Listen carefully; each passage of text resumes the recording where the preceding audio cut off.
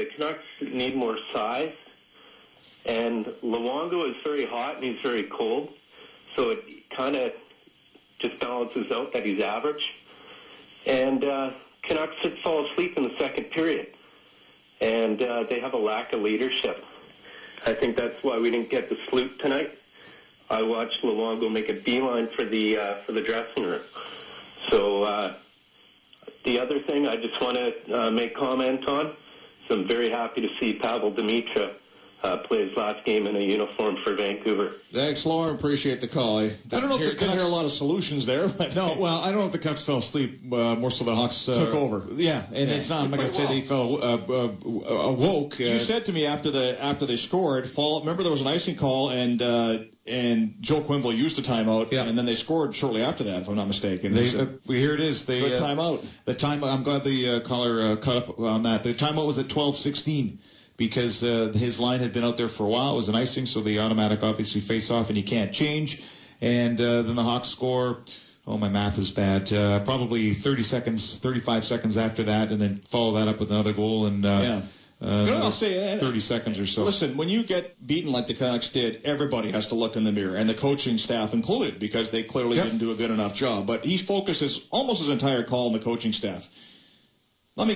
Let's be realistic. If you stick Joel Quenneville behind the Vancouver bench and AV behind the Chicago bench, do you think that the series is different? Come on. Come on. Different. Let me process this. I'm not going to just blurt out no. It's not different. The Hawks still win the series. I don't know how different Quenneville deploys the Sedins and what sort of defensive matchups. The Canucks, their depth of defense was tested. I've said that often. In terms of Vigneault, I thought he could have taken a timeout after the 2-0 goal, but didn't. I mean, his MO is usually not to use his timeouts until completely necessary. But the Canucks didn't lose this series. Well, they would have had to do better in a lot of areas. Yeah, let's be honest. That's what I'm saying. You don't go on in the playoffs without having great efforts from unexpected sources. And the standards have to apply that your best guys are able to do it at least 5 out of 7 games if you're in a series that long, and your goaltender can't be detract from what you're building. Yep. I'm going to let you go. You're done. That's it. Wow. Your last comment is detract from what you're building. I would say that the Canucks are going to be... This is a tough to digest, Rick, of course. Yeah. But, any general manager during his time has to build towards something, and it seems like it's a step sideways instead of forward. But here's what you need. You need a top line. The Canucks have that. You need some young players to contribute on an entry-level contract. The Canucks don't have that. And you need depth on defense. The Canucks had that at the start of the season, and it got wilted away. And last but not least, your goaltender can be a difference maker, and you'd like that to be for the positive. At times, it didn't work out that way for Roberto Luongo, and there'll be a lot of chatter as to what to do with this hockey club, and I'll probably be a part of it between now. I'll still, of course, with Blake until the end of the NHL playoffs, until the Stanley Cup is handed out, and then we'll see what happens between now and then. Well, Dave, as always, great work, my friend. It's been great talking to you. We'll chat again between now and the end of the playoffs, certainly. But nice working with you, and look forward to next season. Aren't we always? Thank you, Dave. You bet. Dave Tomlinson. And as we mentioned, the post-game show, the Extendo show, with Jeff Patterson coming up at 11 o'clock until the wee hours of the morning. As, Canucks need to look in the mirror, figure out where they can get better, and how they're going to improve for the next season, because clearly they are bumping up against a wall here, the second-round playoff hurdle. And just so happens the last 2 years has been the same team, but they're not good enough yet. And Chicago exposed that, especially on home ice here in Vancouver. 3 wins in 3 games that GM plays for the Hawks, 17 goals. Will not get it done. Lots of talk in this series about Ryan Kessler, guy who would normally love this time of the year. Built for the playoffs, just not as effective as we would expect him to be. And we all speculated on injuries. We're hearing reports that, and as many thought, including yours truly, that he's playing with a bad shoulder. And that doesn't surprise me at all. But let's hear from Ryan Kesler. We'll see if he talks about it. Maybe he won't until Thursday when the Canucks clean out their lockers. But here's Ryan Kesler post-game tonight. To drop 3 here is it's unacceptable, and words can't describe how I feel right now. Does this one sting more than last year with the way that this team played in the regular season, the way you played so well at home this year, and the expectations on this team that not only the fans but you guys placed on yourself? Yeah, I thought, we definitely were the better team this year, and I thought our chance this year was better than last year, and to not be able to get it done, it definitely stings, and it's can't describe it. Was there any speculation of the shoulder injury, or were you playing hurt in this series? I think everybody was playing hurt in this series. I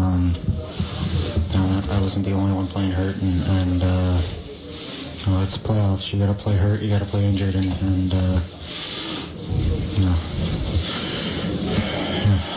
What was hurting? I don't even want to talk about it. It just seemed, Brian, that everyone expected more from you. You took so long to fucking grab it. Everyone's that's Ryan Kesler, but then you could see afterwards you were trying to shake off your right shoulder. I mean, yeah, obviously, shoulder's been bothering me for a while. That's no excuse. I'm not sitting here making excuses. I gotta play through it, and obviously, I didn't have my best series, and it hurts. There he is, Ryan Kesler, reluctantly admitting he was playing with a shoulder injury he suffered, we believe, in the LA series, but it was clear he wasn't right. And as Jeff Patterson pointed out, Ryan Kesler and Alex Burrows in the regular season combined for 60 goals. In the playoffs, they combined for 4, and 3 of them were empty netters. 5-1 Canucks lose to Chicago. As we head back to the phone boards, 280-team, star team on the cell phone, Rick Ball, coming to you live from the Jim Robson broadcast gondola for the final time in this season. Let's get back to the boards. We go to, Ryan in Vancouver. Ryan, thanks for hanging on. You're on the air. Hey, I think one thing that we keep kind of dancing around, but callers have mentioned it, is that it's been a long time since we've had a real proper leader on a Canuck team. And I'm talking about a player that in the playoffs, when the games are getting bigger and you got to fight through the checks and you got to be a warrior and play with an edge and have that killer instinct when you get a power play, you just got to storm the net and just do what it takes to win. Marcus Naslund was not that guy, and Mark Messier was not that guy, and definitely Luongo will not be that guy. And until we have someone on this team that can really just be the center and say, I am the leader and this is what's going to happen and everyone's going to play up to this level, I don't think the Canucks are ever going to go farther. And the Sedins, I don't think they're those people either. I really don't. I don't think we have a real leader on this team. Thanks, Ryan. Appreciate the call.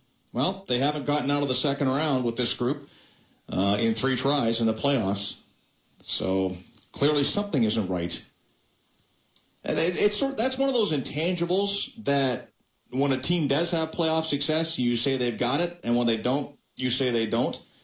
So until the Canucks find a way to get over the second round hurdle and into a conference final at the very least, it's a reasonable concern.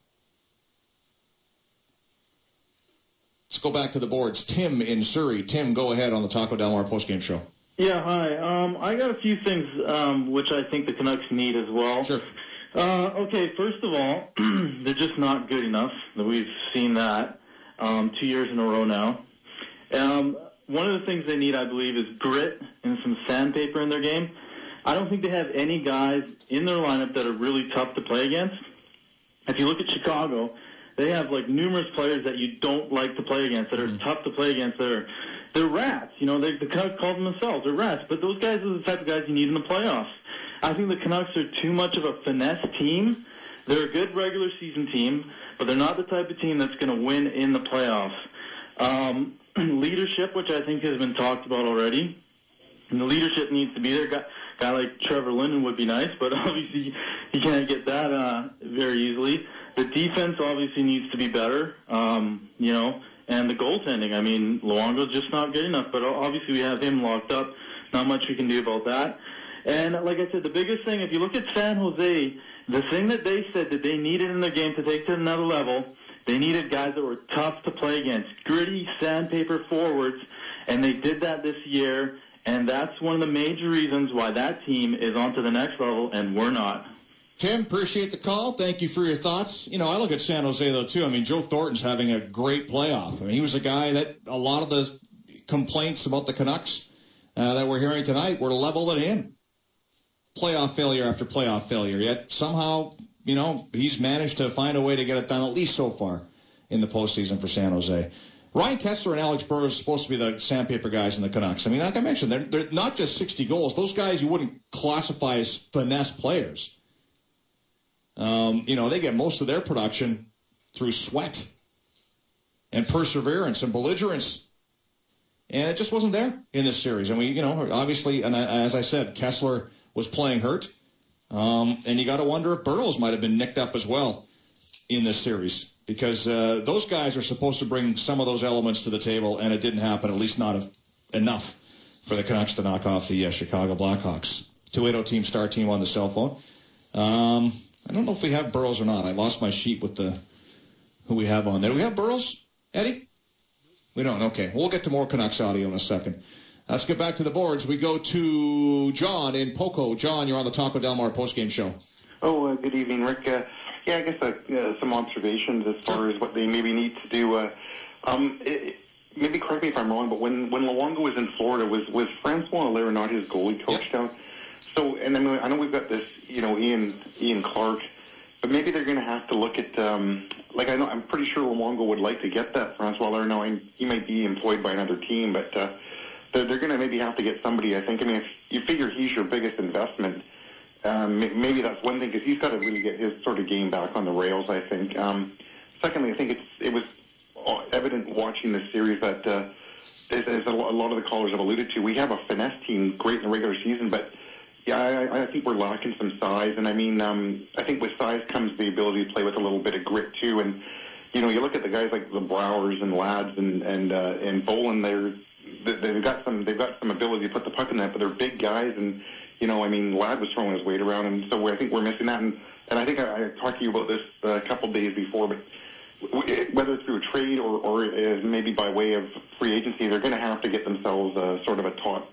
You know, one or two defensemen mobile, like a stud defenseman, and I think that's going to be really one thing Gills is going to have to put his attention to. So thanks for taking the call, Rick. Thanks, John. Appreciate the call. There's an open line, 280 Star Team on the cell phone. As we break down the Canucks season, it's over as of, about an hour and a half ago.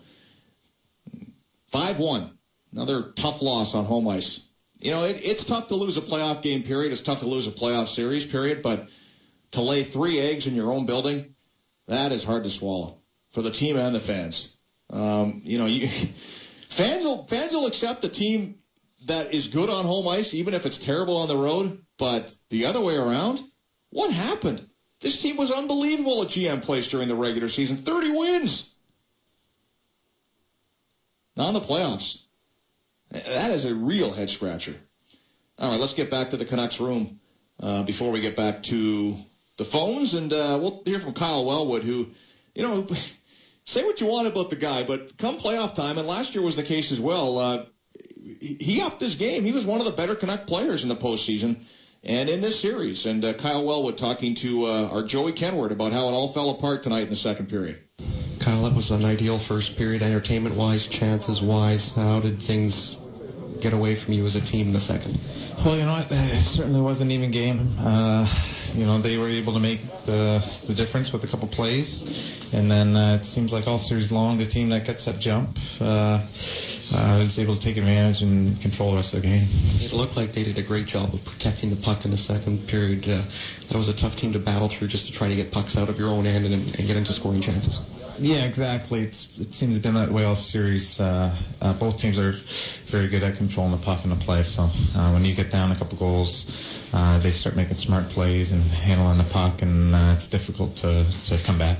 I know it's still fresh, and you might not be able to answer. Can you put into words how the home teams in this series were outscored by such a wide margin, considering what these teams did at home during the regular season, was fantastic.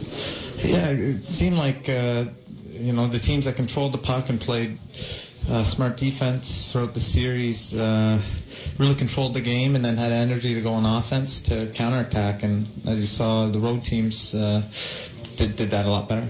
Roberto's going to take a lot of heat for the home ice losses in this series, but I know the guys in this locker room aren't going to be shy from backing him up, are you?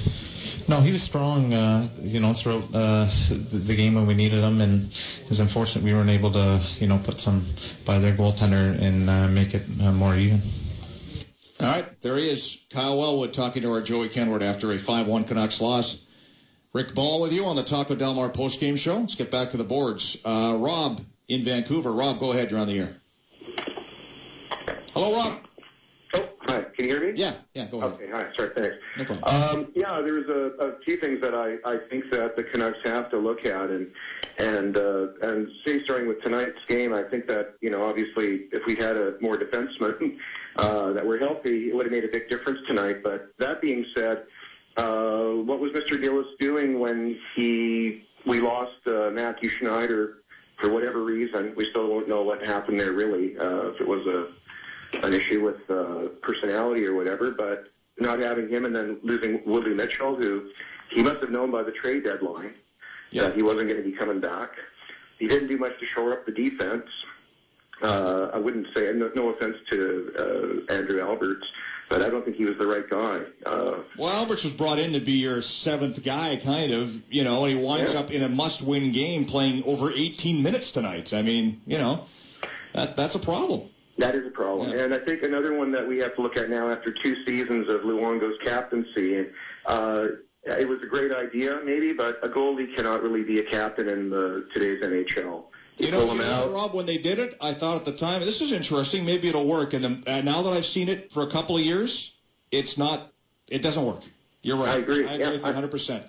The best thing is if Luongo would, bow out gracefully, just concentrate on goaltending. I think his confidence will be there. He won't have to be carrying the weight of the team on his shoulders, as he clearly is struggling with that. And that, to me, is, one of the other big issues that they have. We've had some tough stuff ever since we lost Luc Bourdon in that horrible accident. The defense has been questionable since then for various reasons. We've had a lot of injuries. Last year was a horrible injury. Bieksa is not skating like he used to because of the lacerations to his Achilles tendons 2 years in a row. A lot of little things like that. So he's going to have to look at the defense. And, I wonder why they didn't bring Lukowicz in. Well, he had shoulder surgery, so he was done. Yeah. Oh, okay, he was done. But you're right. That's the guy there. They pick him up. Hey, he's got his Stanley Cup experience. He's sitting there for depth, and he's not playing. Same with Matthew Schneider. There were obviously we only got issues. A draft choice for him, and it was like a 6th rounder, right? That's a guy who was supposed to provide some depth. That didn't happen. Willie Mitchell gets hurt. Clearly they need to upgrade in that department. There's no doubt about it. And, their lack of depth on the blue line was exposed by a very good Chicago team in the series. For the second straight year, by the way. With Edler being injured like that by Bufflin, that was it. You can't play with, Alberts is your 4th defenseman. No offense to Sammy Salo, but, he was obviously in agony most of the game. Yeah, and Shane O'Brien, Shane O'Brien, God bless him, but he's a 5th or 6th guy. He played almost 23 minutes tonight. He was a real warrior. In a must-win game, right? But that says a lot about what the issues were for this. Hey, Rob, I appreciate the call. Great. Thank you very much, and have a good off-season. Yeah, I appreciate that. There's Rob calling from Vancouver. 280-TEAM, star team on the cell phone. Let's get back to the boards. Jeff Patterson waiting at 11 o'clock.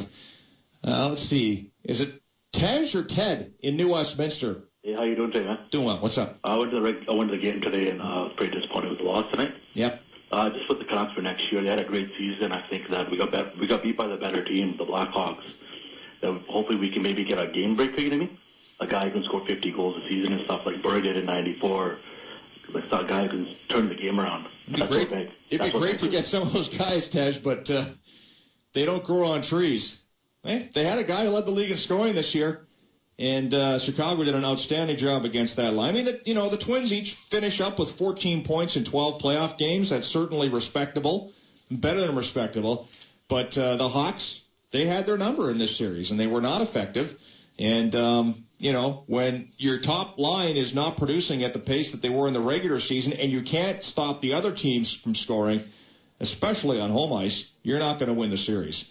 And, you got to be able to do one of two things. You got to be able to score or keep the puck out of your own net.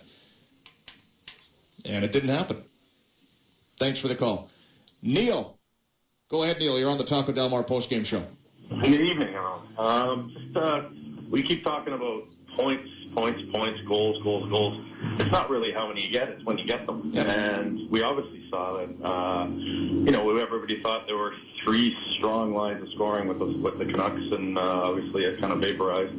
But I tell you, I would not want to play the Chicago Blackhawks if I was a player. And I can't see at the start when they beat out LA, they're playing the role saying, oh, yeah, we want Chicago. Why the heck would you want to play Chicago? I was wondering why not play them around later when they're all banged up? Yeah. Why would you, I have to say that's the big reason Detroit lost last year. They were so banged up after that series when they went against Pittsburgh.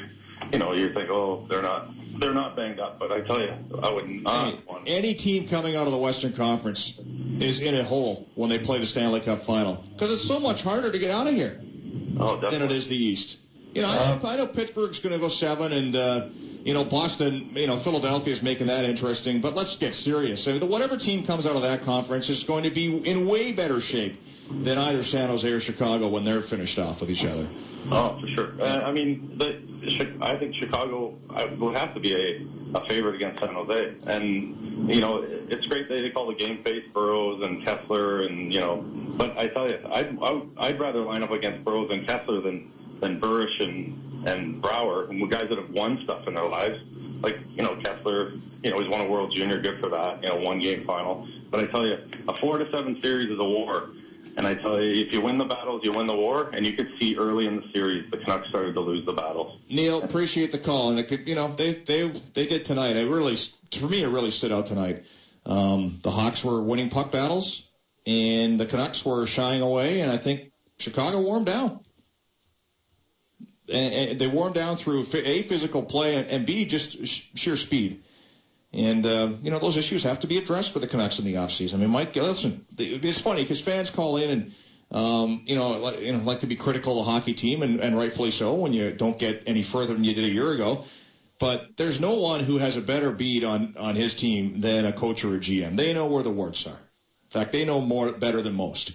The trick is, how do you address those things in the offseason, and what do you have to get up to get it done quickly, or do you try and do it through the draft and hopefully patchwork over your problems and try and get better incrementally? There's a lot of things that have to go on over the course of the next few months. There's no doubt about it, because this team is no better than it was a year ago at this time. That's the bottom line. After a 5-1 loss to the Chicago Blackhawks and a 4-2 loss in the series. Lots more coming up. Jeff Patterson will carry you through into the wee hours of the morning. And if you have a phone line, hang on to it, because he'll be taking plenty of phone calls, more audio from the respective rooms. I'm sure he'll replay the interview I did with Gary Bettman at some point. He was on the first intermission. We talked a lot about the Phoenix Coyotes, and if you didn't hear, the story is that the city of Glendale has guaranteed the NHL up to $25 million to keep the Coyotes in the Jobbing.com arena next season. NHL Deputy Commissioner Bill Daly telling Council tonight the sale of the Coyotes is still expected to close by the end of June, and the payments may never be needed, but the NHL needed assurances that the city would cover the league's losses if they couldn't get the sale done in time. Otherwise, I guess the not-so-veiled threat would be we could just pull up stakes and move the team. But this is a blow for people hoping to get that franchise back into Winnipeg. Although I guess that still could happen. Nothing's final until it's final. The attempts to keep the Coyotes in Arizona have moved one step forward with this decision tonight from the Glendale City Council. So at some point, maybe later on, Jeff Patterson will get to that. I can't really say that, actually, because it's a bit of a touchy subject around the Vancouver Canucks, if you will. Hi, everybody. Jeff Patterson with you, kicking off the second wave of the Taco Del Mar postgame show. It's it. It's done. It's over. Go to bed. Actually, don't. We're not going. We're just getting started here. Second wave, as I mentioned, we're going to go well into the wee hours of the morning, breaking it down for you, taking your phone calls, your emails, your texts. That's what we're doing here. Taco Del Mar post-game show. 5-1 the final. Series is over in 6. Seems to me kind of lived this nightmare 1 year ago. If you're a Vancouver Canuck fan, as the Canucks got their lunch fed to them in the final game of last year's game number 6. Same cast of characters. Chicago Blackhawks off to the Western Conference Final this year. They will face the San Jose Sharks, and that series will get underway down the coast in the Bay Area. Don't have the dates just yet. Expected to start on Friday, but when it's all finalized, certainly we'll let you know. But we're here to talk Canucks hockey, and not just this game, but this playoff series, playoff run, and the season as a whole. And I know that a lot has already been said with Rick Ball and Dave Tomlinson and the crew down at the rink, and we'll certainly pick up there and carry on. I've got lots of thoughts about this hockey game, where it went wrong for the Vancouver Canucks, and where it has to go right. So let's be honest here. They're not good enough. For the second consecutive year, it was proven. Point made by the Blackhawks. They are a better hockey team than the Vancouver Canucks. Goaltending was supposed to be an edge for the Canucks in this series. It wasn't. Best player in the series, easily, Jonathan Toews. Had twice as many points as anybody else. Guy had 12 points in the series. Twice as many points as any Vancouver Canuck, I should say, because Patrick Kane had 8 points. Patrick Sharp very quietly goes about his business. Was effective again tonight.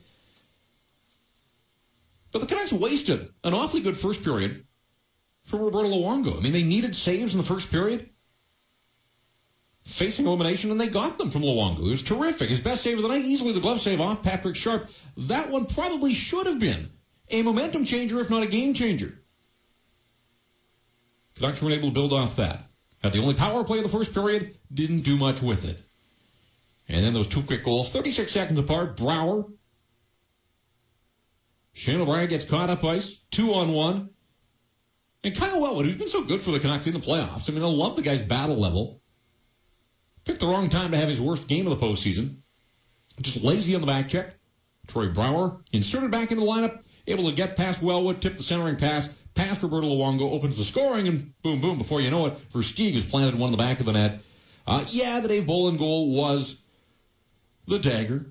I mean, that one did the Canucks in at 3-9. I mean, they're on the power play in the final minute of the second period. A chance to get a goal, get back in the game, make it a 1-goal game with life going to the third period. And Pavel Dimitra's final shift in a Vancouver Canuck uniform. Thanks for coming. $8 million later, Pavel Dimitra coughs up the puck at the point. Didn't play in the third. He was parked. And there you go. That's Pavel Dimitra's legacy. As a member of the Vancouver Canucks, his final shift in a Canuck uniform, coughing up the puck, flipping the puck out of his own net, 3-0, and the Hawks off to the races. Lots you want in, and that is what we are here to do. We want to hear from you, your thoughts on this hockey game and on this hockey team this season. It is done. Another year without a Stanley Cup. Another year without a sniff of the Stanley Cup. This is the second round. You need 16 wins to get your hands on the Stanley Cup. Second year in a row, the Vancouver Canucks finish their journey with 6. You need 16, the Canucks had 6. I don't care how you measure it, that's not close. Not close. And so the second guessing begins. Let's get back to the phones. Full phone board. I want to hear from you. You got a line. Hang on to it. Be patient. We will come your way, but lots you want in on this final night of the hockey season here in the city of Vancouver. We'll start things off here. Second wave of the post-game show. Ted, go ahead. You're on the Team 1040. I'm really glad you started with me. I just can't stand. I totally disagree with the tone of most of the callers and what you just said. There's 30 teams in the NHL. Yep. 14 of them golf at the end of the regular season. So when you get to the second round, you're part of the Elite Eight. And everyone, the commentators, media, everyone says these teams are so evenly matched. Taves doesn't get 12 points if Kessler's not hurt, or Brewers isn't probably playing hurt, or if Mitchell's healthy. The margin, the difference between these teams is so small for 2 years in a row, even though the Hawks win both series. It's, this Canucks team isn't that far away. People complain, how would you like to be the Calgary Flames right now, or the St. Louis Blues, or the Calgary Flames went to the Stanley Cup final in 2004. I mean, the Canucks haven't been there since 1994. That's great, but for the Hawks, they had to be brutal for a decade to get all these really high draft picks, top 3 draft picks. Yeah. The Canucks are always the first place, second place in the division, drafting. And where does that get them in the big picture? Exactly. So where does that get them in the big picture? So Canuck fans, would you like to be brutal for a decade and get a whole bunch of good picks, and then after 40 years, and I've hosted enough of these shows, and I've heard from enough Canuck fans. Can't spit it out. I've heard from enough Canuck fans. They want their hands on the Stanley Cup. They want to see a parade. So do I. They want to see a parade in this city. So you want a Hart Trophy, a Selke Trophy. No, there was lots of highlights. Those are amazing things, and I think the Canucks are going to see. Did you say a Selke? Did you say a Selke Trophy? A Selke winner this year is a very, very, very good chance for Kessler, and a Hart Trophy winner for City. I think if those things happen, those are tremendous things that have never happened in Canuck history. I mean, people are glossing over some pretty major accomplishments by the Canuck team this year. Luongo was a Hart Trophy finalist, but Seaton's got a chance to win it, and Kessler's got a real good chance at that Selke Trophy. I mean, these are, the playoffs it's a crapshoot. There's 30 teams. One team's going to win that cup. And it might not be Chicago, maybe Pittsburgh, maybe Montreal.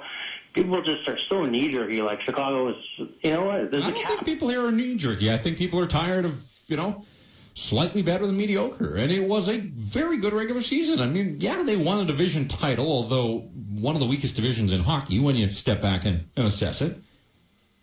Nobody's downplaying the individual accomplishments of Henrik Sedin or Ryan Kessler. Terrific stuff there. But anybody that has followed this team at all for even part of the 40 years that the Canucks have been in the NHL knows the story. Seen way too many seasons, and like this one. 6 wins instead of 16. It's not about the regular season. And we're here on the Taco Del Mar postgame show to try and sort it all out. We'll have all the answers by the time we're done here tonight. We're certainly going to 1 a.m. We may go beyond that. We'll see how the phone boards react. Lots you want through right now. You can email us live at team1040.ca. You can text us at 104040. Canucks are banged up. The caller's saying, Willie Mitchell not in line. Kessler's hurt. Not once in this series did I ever hear anybody on the Chicago Blackhawks complaining about the fact that Kim Johnson didn't play. And you're saying, Kim Johnson, big deal. He was their trade deadline acquisition. They gave up a decent player in Cam Barker, 3rd overall pick a few years back. They wanted some experience. They wanted depth. Kim Johnson was down with a concussion. They were without one of their defensemen. Not one of their top defensemen, but they were without a defenseman. But they had other guys that certainly stepped up their games. Canucks? No, they didn't. They didn't get enough. I mean, you're asking a lot of the defensemen that they had in the lineup, and Alex Edler goes down tonight. Why did Alex Edler go down tonight? Because Dustin Byfuglien fell on him. Dustin Byfuglien was a huge factor in this series. Guy's got 4 goals in the playoffs, all of them at GM Place. I think the Canucks' grit factor can be called into question. But as you break it all down here, I mean, you just go across the board. Hawks' best players in the series, their top-end scoring forwards, were better than the Canucks' top-end scoring forwards. Second lines. The Hawks got more out of their second line than the Canucks got out of theirs. Third line was a complete mismatch. And saying that, Kyle Wellwood, I thought, was one of the better and more consistent Canucks. But Dave Bolland was terrific in the series. Both ends of the ice. Big goal tonight. And just for comparison's sake, let's say that, take Dave Bolland, match him up on the Canucks. Kyle Wellwood. Hawks win that battle. Andrew Ladd, more effective, more physical than a guy like Yannick Hansen. Patrick Sharp outplays Mason Raymond. Marian Hossa, Pavel Dimitra, I'll take Marian Hossa, although Hossa didn't have a terrific series. Hossa didn't do a lot in this series, and that's the scary part about the Blackhawks. That's how much depth, how much firepower they have up front. A guy like Troy Brouwer couldn't get into their lineup. They plug him in. He opens the scoring tonight. You take Troy Brouwer, I'll give you Steve Bernier. It's a mismatch. Across the board, Hawks a better team. Better team won this series, and the Vancouver Canucks have work to do. 604-280-TEAM, star team on the cell. We pick up and carry on here. Second wave of the Taco Del Mar postgame show. Kevin out in New West wants to talk about the Grit Factor. Kevin. Hello. Hi there. Hi. Yes, just a couple of comments.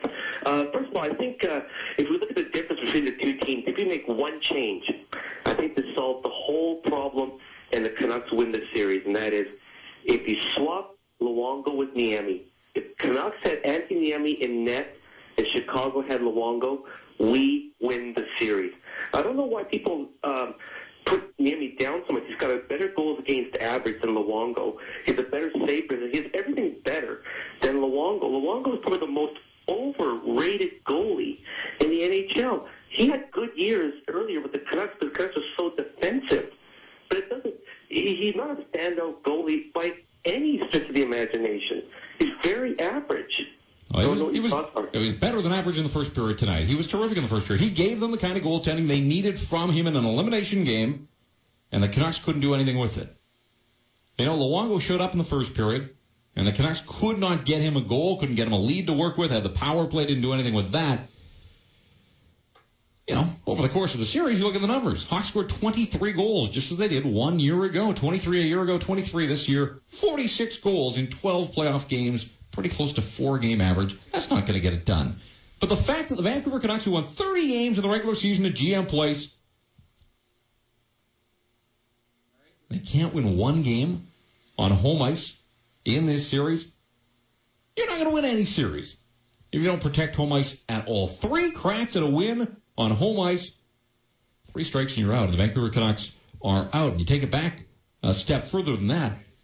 And the Hawks have won 5 straight playoff games in Vancouver. Crunch time, chips are down, and the Chicago Blackhawks have rattled off 5 straight playoff wins at GM Place. Canucks who won 30 in the regular season go 2-4 here in the playoffs on home ice. I mean, you fight all season to finish as high as you can in the standings. You get home ice in the first round.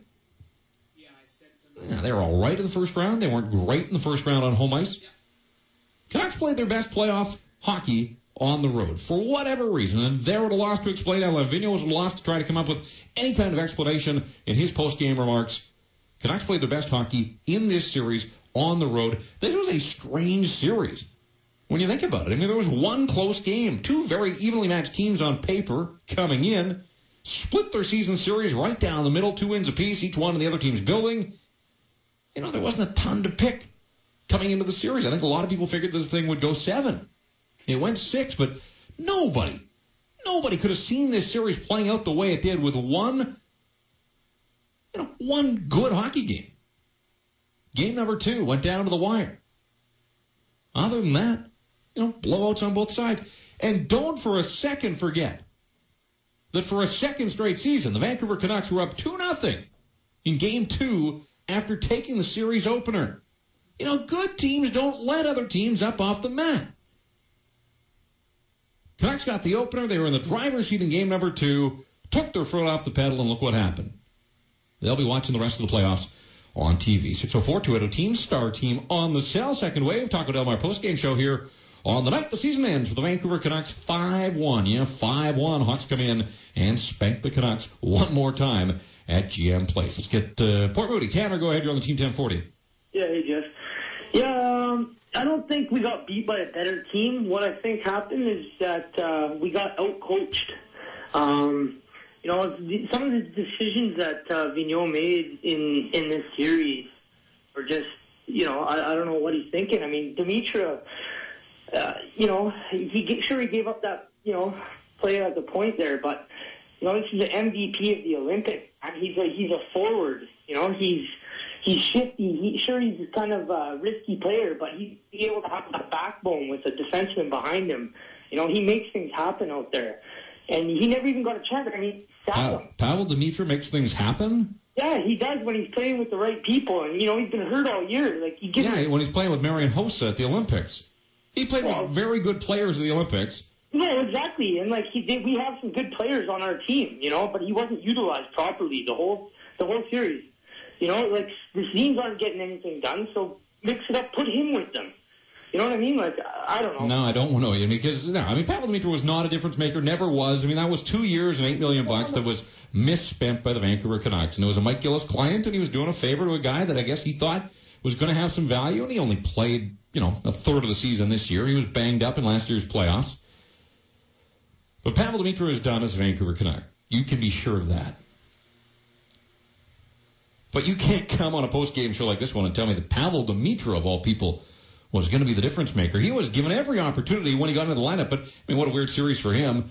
He went from playing the point of the power play to getting a healthy scratch and a seat up in the press box and then put back in there. Was back on the point of the power play, coughed up that puck. But he got to play with Mason Raymond and Ryan Kessler for the most part. We did learn tonight that Kessler was injured. And you knew that there had to be an explanation. Couldn't have been so badly hurt that he didn't dress. He was in there every night, trying. But you just expected so much more from Ryan Kessler, and he was unable to deliver. And that's one of the reasons we talk about depth guys. Second-line center, Patrick Sharp was terrific. Ryan Kessler couldn't match. I went through player by player. There was no match. The Hawks were better across the board in this series. And I would include coaching in that one. That's where the caller and I can agree. There were times the Canucks on home ice, it seemed to me, continued to throw the Twins out and allowed the Hawks to get Dave Bolland in that third line in that matchup. And I get it that on paper, a top line against the third line should be a mismatch for the home team. But it wasn't in this series, and Alain Vigneault seemed to continue to go down that road. How did it work for you? Not very well. Who's still playing in these playoffs? The Chicago Blackhawks. And that matchup, first line against third line, the Hawks didn't just hold the Canucks top line in check. Dave Bolland scores a huge shorthanded goal tonight, just as he did in game number 2 last year. You think back when the Canucks had that 2-0 lead in game 2.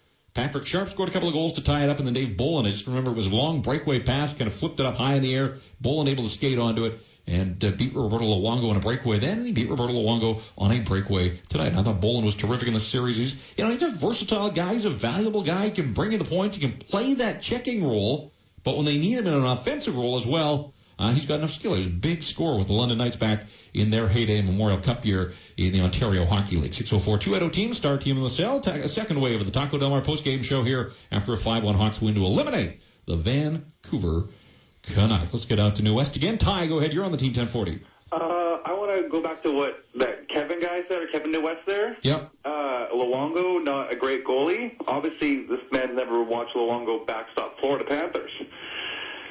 So, but also I want to say 3 little words. And how did that work for him?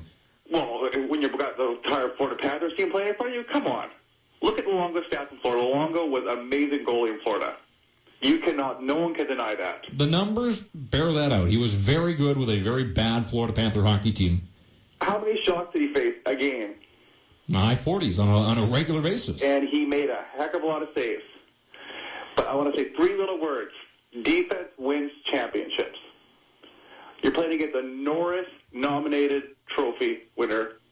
Yeah, and you've got a Hart finalist. Yeah, what, so the Sedins have to carry the team now? It's a team effort. You have to have defense. You have Mitchell. Yeah, but you're singling out one guy on the Blackhawks. Oh, okay. Kane, Taves. Yeah. You have Seabrook, Duncan Keith, Patrick Kane, Jonathan Taves. Right there. 4 top-line players. I get it. If you've heard me, I've said across the board, the Hawks are a better hockey team than the Vancouver Canucks. Against the fans here, the fair-weather fans in the city. Sedins are, until this year, everyone's calling the sisters, got to put down the Sedins. No one can see the skill they have. Until this year, when all of a sudden they stand on their heads and carry this team on their backs. And you got Mitchell out, you got Salo, which if anybody's got a bruised testicle, it hurts. You're not gonna skate well. Edler goes down. That's your top 3 guys right there. Gone. You can't have Shane O'Brien and Andrew Alberts try to play second-line defense. All right. You're not telling me anything that I don't already know, and there's no question. The Vancouver Canucks, Rick Ball asked Dave Tomlinson, he asked me on the first wave of the post-game show, where's that one area that the Canucks have to address? Well, they showed this year they can score goals in bunches. They're committed to this goaltender long-term. I think the answer is pretty obvious. They've got to find a way to upgrade, and not just incrementally. They've got to find a way, and it won't be easy under the salary cap, to go out and find a guy that can come in and establish himself as a number 1 defenseman on this hockey team. They got too many guys to do the same types of things.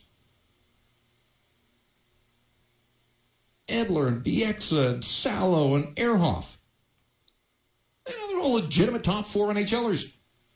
Not one of those guys puts his stamp on this hockey team. Wondered about it on the program last night. Pumped the tires of Kevin Bieksa for his performance in game number 5. He was terrific. Maybe his best game, under the circumstances, maybe his best game in the National Hockey League. I thought he was outstanding. 27 minutes of ice time. He had a couple of goals. He had an assist. He had hits. He had block shots. Didn't take a penalty. Kevin Bieksa was terrific. The problem there is that he had to play again. And we asked the question, was there any confidence that Kevin Bieksa could back up the best game of his life with another one tonight?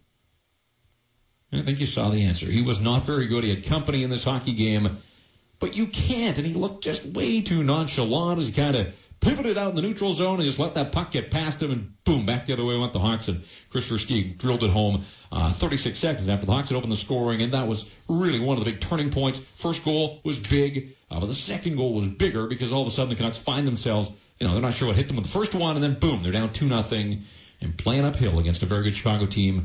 At the end of the night, Hawks were too much for the Vancouver Canucks end of the series. The Hawks were too much for the Vancouver Canucks. 5-1 is your final score. 4-2 for the second straight year. Chicago pushes the Canucks out of the playoffs. The Blackhawks are on to the Western Conference Final. Last year was against Detroit.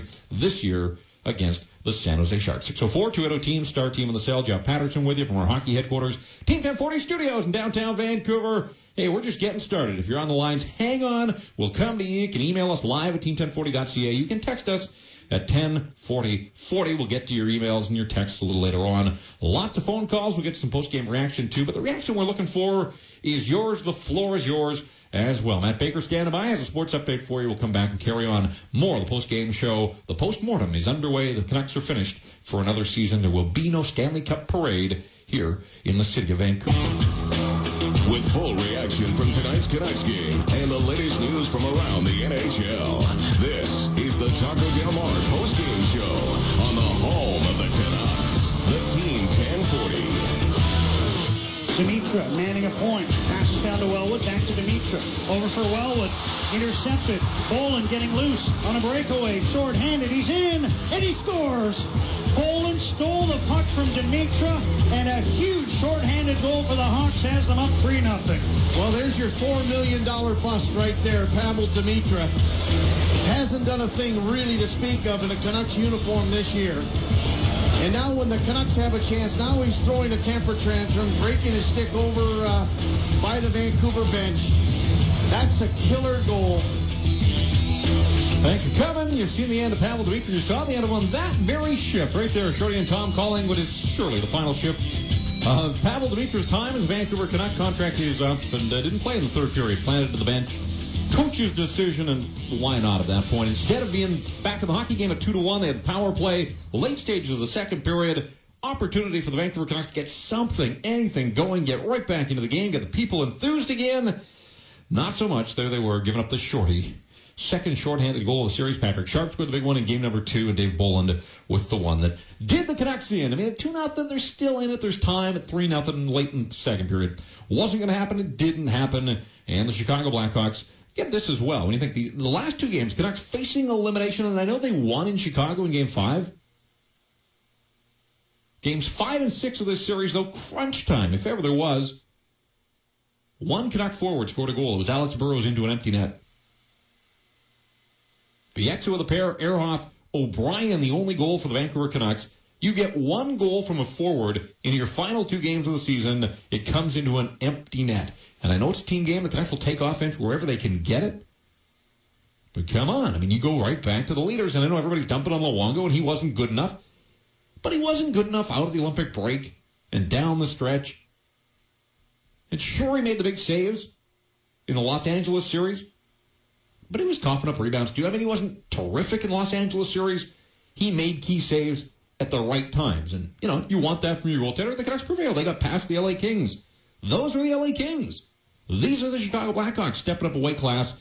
And the Vancouver Canucks, again, out in the second round. 6 wins, not 16. 604-280-TEAM, Star Team in the cell. It is the Taco Del Mar postgame show. Season is done. Canucks are over. and out. Day off for them tomorrow, by the way. Then they'll clean out their lockers on Thursday, so you'll hear from the Canucks one final time on Thursday. And, of course, we'll be all over that right here on the Team 1040. Let's get up to Seashell. Sean, go ahead. Thanks for waiting. Hey, how are you, Jeff? Doing well, thanks. Good. Listen, you mentioned something earlier that I agree with completely. The Game 2 let up the grit, the whole thing. But if you've been watching the Canucks over the year, one of the bad habits they developed was taking a tea break in one of the periods. They play a great first period, and then they kind of take second period off. You know, and against a team like the Oilers or Toronto, you can get third period comebacks and stamp that's your stamp of approval. But, I think they kind of got lost in the illusion that that's the way they could make a living. They don't play 60 minutes is really the problem. And as you say, as you move up weight class, Game 2, you got them. Take a tea break, a cigarette break in the second period. It's 2-2. Another goal, boom, bang, empty netter. It's over. It's very frustrating. Very frustrating because I think if they would condition themselves, habituate themselves to play 60 minutes, I think they're a dangerous team. Well, they showed it in spurts, there's no doubt. And I agree with you, and I've made that point throughout the season as well, that, it's impressive that they came back as many times as they did in third periods, and nobody can take those points away from them or those victories. It's a dangerous way to play. And we ask the question quite often throughout the season, who did they come back on? Columbus twice, Edmonton, Toronto that Saturday night to kick off the long road trip. There were some other teams in there, but they did do it twice in the Los Angeles series. And so I wasn't sure what to make of the statistic from the regular season, but the fact that they did it twice in the playoffs, I thought, all right. I mean, maybe there is something to this, them being a third-period team, but you know what? They gave up as many goals as they scored in third periods in the playoffs, and they got outscored badly in the third period in this series by the Chicago Blackhawks. Remember, Game 2 was there for the taking. Game 3 was busted open in the third period. And even tonight's game, it was 2-0. Looked like maybe it would go to the third period 2-0. The Canucks got outscored 2-1 in the third. Hawks made it a 5-0, or check that. O'Brien made it a 3-1 hockey game, and then the Hawks struck again. Goals are kind of all blurring together, but the Canucks got outscored 2-1 in the third period. So, again, third periods as good as they were for the Canucks in the regular season. Didn't happen for them here in the playoffs for whatever reason. And I think one of the reasons they were able to mount those comebacks is they got goaltending on those nights. Luongo would give up a couple, but he wouldn't give up that next one. Unfortunately, in the playoffs too often, he gave up that next one. Let's get back to the phones here. We'll go to Coquitlam. Mike, thanks for hanging in. You're on the Taco Del Mar postgame show. All right, just a couple of quick comments here, and then I'll just hang up and listen. Yep. In regards to the comment regarding Luongo, I think a couple guys had mentioned a few things. I actually don't agree that just because we bring credit to Luongo for stealing the first period or even stealing a game here and there, every goaltender in the NHL has outstanding periods. Every goaltender in the NHL steals games. Luongo is, I agree with the other caller, he's nothing special at all. The thing I wanted to ask and really address is on the forward side. The Canucks don't really have the appropriate grit, and I think team speed. Now, I love the Sedins, don't get me wrong, I like the Sedins. What about permanently splitting the Sedins up? They're both more finesse players. I think Daniel is very much every bit of playmaker as Henrik is. He probably just didn't do it because they always played together, and one of them had to score. And you mix up, whether through free agency or whether through other players on the team, you mix up the lines a bit, and you have these players play with the two brothers not to play with each other because they're the same style. It makes it easy to defend against. Well, they weren't easy to defend against in the regular season. I understand where you're going with that one, and we saw that Henrik, without Daniel for a prolonged period, really for the first time in his career, was able to still pick up points. But anybody that watched these guys this year, anybody that's watched them in the past, they have an uncanny ability, probably a more uncanny ability than any other two players in the National Hockey League, to feed off each other, to work off each other, to know where each other is going to be. But that's the problem with playoffs. You talk about adjustments. You're seeing the same defenseman night in, night out. They're seeing what you're up to. They've done their scouting. They've watched the tape. They're on to you. These games are so heavily reviewed by the respective teams and the coaching staff, and they go over the tapes. They're not going to split up the Twins. They're not going to split up the Twins. You talk about team speed. You kind of threw that in there. I mean, the Canucks showed in the regular season. And I know we keep coming back to the regular season. That's where they had their success. And they had a lot of it. 49 wins, 30 of them at home. Another division title. Canucks did a lot of good things this year.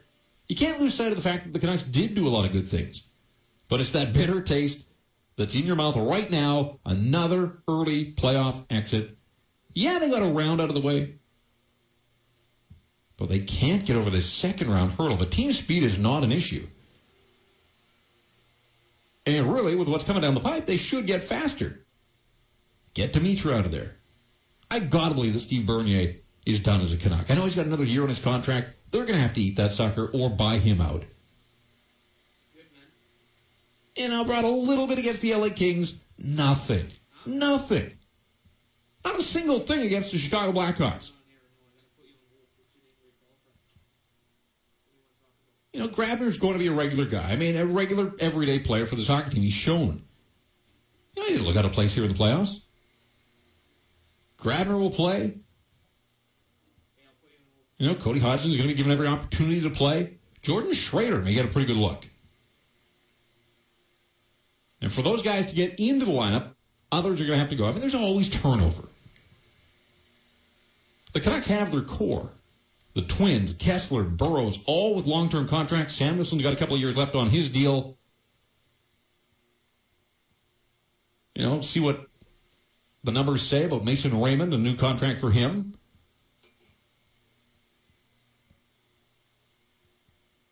But now you start filling around the edges. Teams that are having success, it seems the modern blueprint is to get your high draft picks in, let them contribute early at, a low price point. Get some bang for your buck, and that's something the Vancouver Canucks haven't done a lot of. But I think you're going to see them trying to do that next season. I mean, Cody Hodgson remains a huge question mark. Canucks still see him as a prize prospect. It wasn't a write-off of the year, but it was pretty darn close with the injuries that he suffered. Not an entirely lost season, but he didn't play a whole lot of hockey either. And so we'll see what kind of shape he's in when training camp rolls around. 604-280-TEAM, Star Team on the cell. Let's get up to Kamloops. Heath, go ahead. You're on the Team 1040. Hey, how you doing? Doing well, thanks. Good. Just want to comment on the Canucks here. I think they had a great season. I think that everybody's kind of hard on them here because they did make it quite far. And I think they have all kinds of potential coming up here in this new year with the drafts that they have coming up. And if it's anything that cost them the series, it was Game 2. There was no doubt in my mind, Game 2, if you watch the way they played, they had a real high pace to themselves in Game 1 and 2, and then as Chicago played, they kind of got slower, and when they came to Vancouver, they were a higher paced team, and we just lost our opportunity in Game 2, which made it so we couldn't go to Game 7. Well, lost more than an opportunity. I mean, they lost their composure at home, which really was strange because we hadn't seen that from the Vancouver Canucks, but they were running around, they were chasing, they were guessing. I mean, Alain Vigneault, I thought, did a fair bit of guessing in this series, and not a lot of it for the good. Didn't like his line matchups, and I think he's culpable here, too. I mean, we talk about the players. Ultimately, they're the guys that are out there on the ice, but the coaching staff comes up with a game plan, and I didn't like the way Alain Vigneault managed his hockey team at many points throughout this series. And I hear lots of people, and I kind of get a kick out of, should have called a timeout. As if a timeout was somehow going to win the Canucks the playoff series. That said, I don't disagree that he should use timeouts in various circumstances. Seems loath to use them, at any time before the final 90 seconds of a close game. And there are times, like tonight, when you give up 2 goals in 36 seconds. And the wind comes out of your sails and that building goes silent. You saw Joel Quenneville use a timeout after an icing call, strategic play on his part. Once the game is underway, really there are only a handful of tools that a coach has at his disposal to try to get a message through. He can bench guys, he can change his line combinations, and use his timeout. And for whatever reason, Alain Vigneault just doesn't seem to want to use timeouts in those situations. I'm not saying a timeout was going to win the hockey game, but you got nothing to lose other than the game. Why not try something a little bit different? Didn't like the way that he coached in this series. But Joel Quenneville made the adjustments that he had to. He made a lineup change tonight. Got Troy Brouwer in there. Look who opens the scoring. Thomas Kopecky hadn't been doing a whole lot in this series. But I don't think he'd been hurting his hockey team. But Joel Quenneville had a read on his guys and elected to go with Troy Brouwer. Popped him in there, and Troy Brouwer opens the scoring. It's a good coaching move. Let's get back to the phones. Where we go here? We'll go to Craig on line 3. You're on the Team 1040.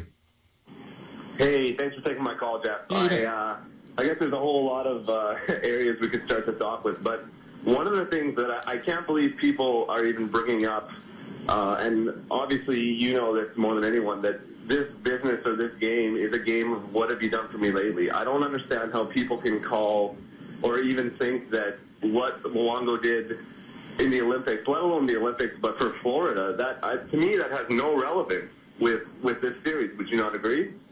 Yeah, well, I haven't brought up the Florida references, but I've heard it from a few people. I mean, that was then. It was a different team, and again, a team that didn't get to the playoffs, and I know it was a bad team, but these people that say, well, he was so good down in Florida, you would have thought at some point, with him behind even a poor team, that they might have had a sniff of the playoffs, and he had to wait till he became Vancouver Canuck to get a look at the playoffs. So, yeah. I don't get it. I don't understand. I mean, I know he made lots of saves. He faced a lot of shots in Florida, and he stopped a lot of them, but he's a part of a team, and a team that never made it to the playoffs. Yeah, that's one of the points I wanted to touch on. The other one is I almost my jaw almost hit the floor. I actually had to call your producer and ask if I heard it correctly. The quote of Luongo saying, "I don't think that they were the better team than us," and I've also heard some callers say that. I think right from the start, the Hawks, and I mean obviously don't get me wrong, I'm a Canucks fan, but the Hawks were a better team on paper, which has no relevance really in the playoffs, but they were.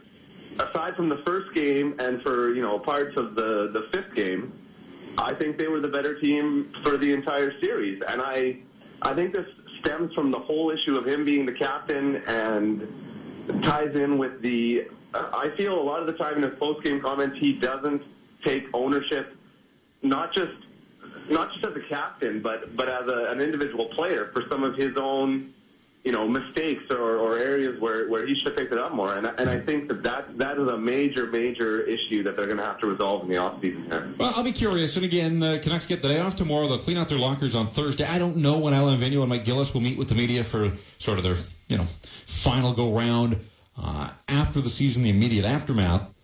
But I have to imagine that question is going to come up. And I am so done with Roberto Luongo as the captain because for me, it hasn't worked. I didn't have a problem with them trying something a little different. But a couple of years into the experiment, I see no signs whatsoever, no tangible evidence of his leadership. And yet I see examples of him trying to, divest himself of the responsibility of being a captain with this. I'm not speaking on game days, and that's fine if that's the road that he wants to go down. I have no problem with that. But that's not a captain. And how many times this season? What did he get pulled? 8 times? Now, I'm not saying it's his fault that he got pulled. He obviously wasn't good enough. But, in those games, plus the games that he's not playing when Andrew Raycroft's in there. What good is it to have your captain to the end of the bench, wearing a baseball cap, opening the gate? You want a guy that can take a game by the scruff of the neck. If it's not going your way, can get out there and do something about it. And as a goaltender, he just can't do that. He can make saves, but that's his job. That's what he's supposed to do. That's what he's paid to do, and he's paid awfully well to do it. And he didn't do enough of that in the playoffs. But we keep saying, the spotlight's on him, and he wasn't good enough. But the Twins weren't good enough either. They put up points, but they didn't come through in crunch time when the Canucks needed them facing elimination here the last couple of games. Didn't get it done. Power play opportunities. They weren't able to cash in. Ryan Kessler banged up, but it didn't stop him from playing. He had one empty net goal. One empty net goal in a dozen games. He and Burrows, who combined for 60 in the regular season, had 4 goals between them in the playoffs, 3 of them into an empty net. And Michael Samuelsson, who was lights out against the LA Kings, where was he in the second round? Hawks' best players came through for them. Their support players and their role players came through for them. And hands down, they had a better defense. So there's no way in the world that a Vancouver Canuck player or any Vancouver Canuck fan can sit there and honestly try to sell you that the Canucks were the better team. Forget about it. Better team won the series, better team advancing. Hawks knock off the Canucks 5-1. They take this series in 6 as they did 1 year ago. Up to White Rock. Xander, you're on the Team 1040. I just wanted to say that I think the things that the Canucks need to make better in the offseason is I think they need to get a better third line because they don't have any third line players on their team. They got actually a third line playing on the second line right now, and I think that's what they need to get better at. So, yeah. All right, let me do the math for you. You got a third line playing on the second line, so you're saying Kessler is a third line guy? I'm saying Kessler's a third line guy. He's a good player and all. 75 points, 25 goals.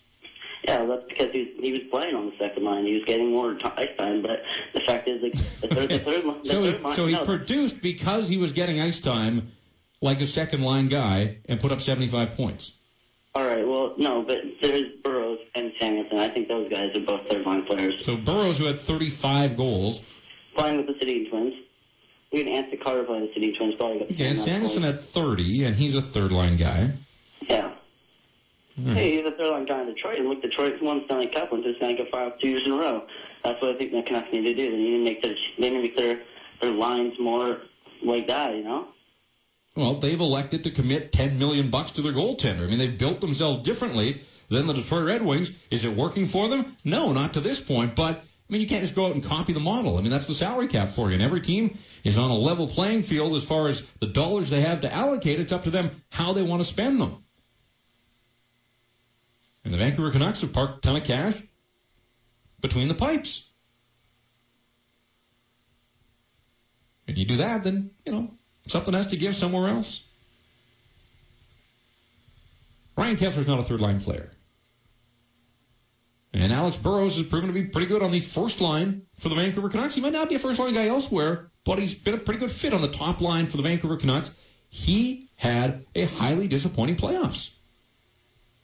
You know, no other way to describe it. Nowhere to hide. Alex Burrows wasn't good enough in the playoffs.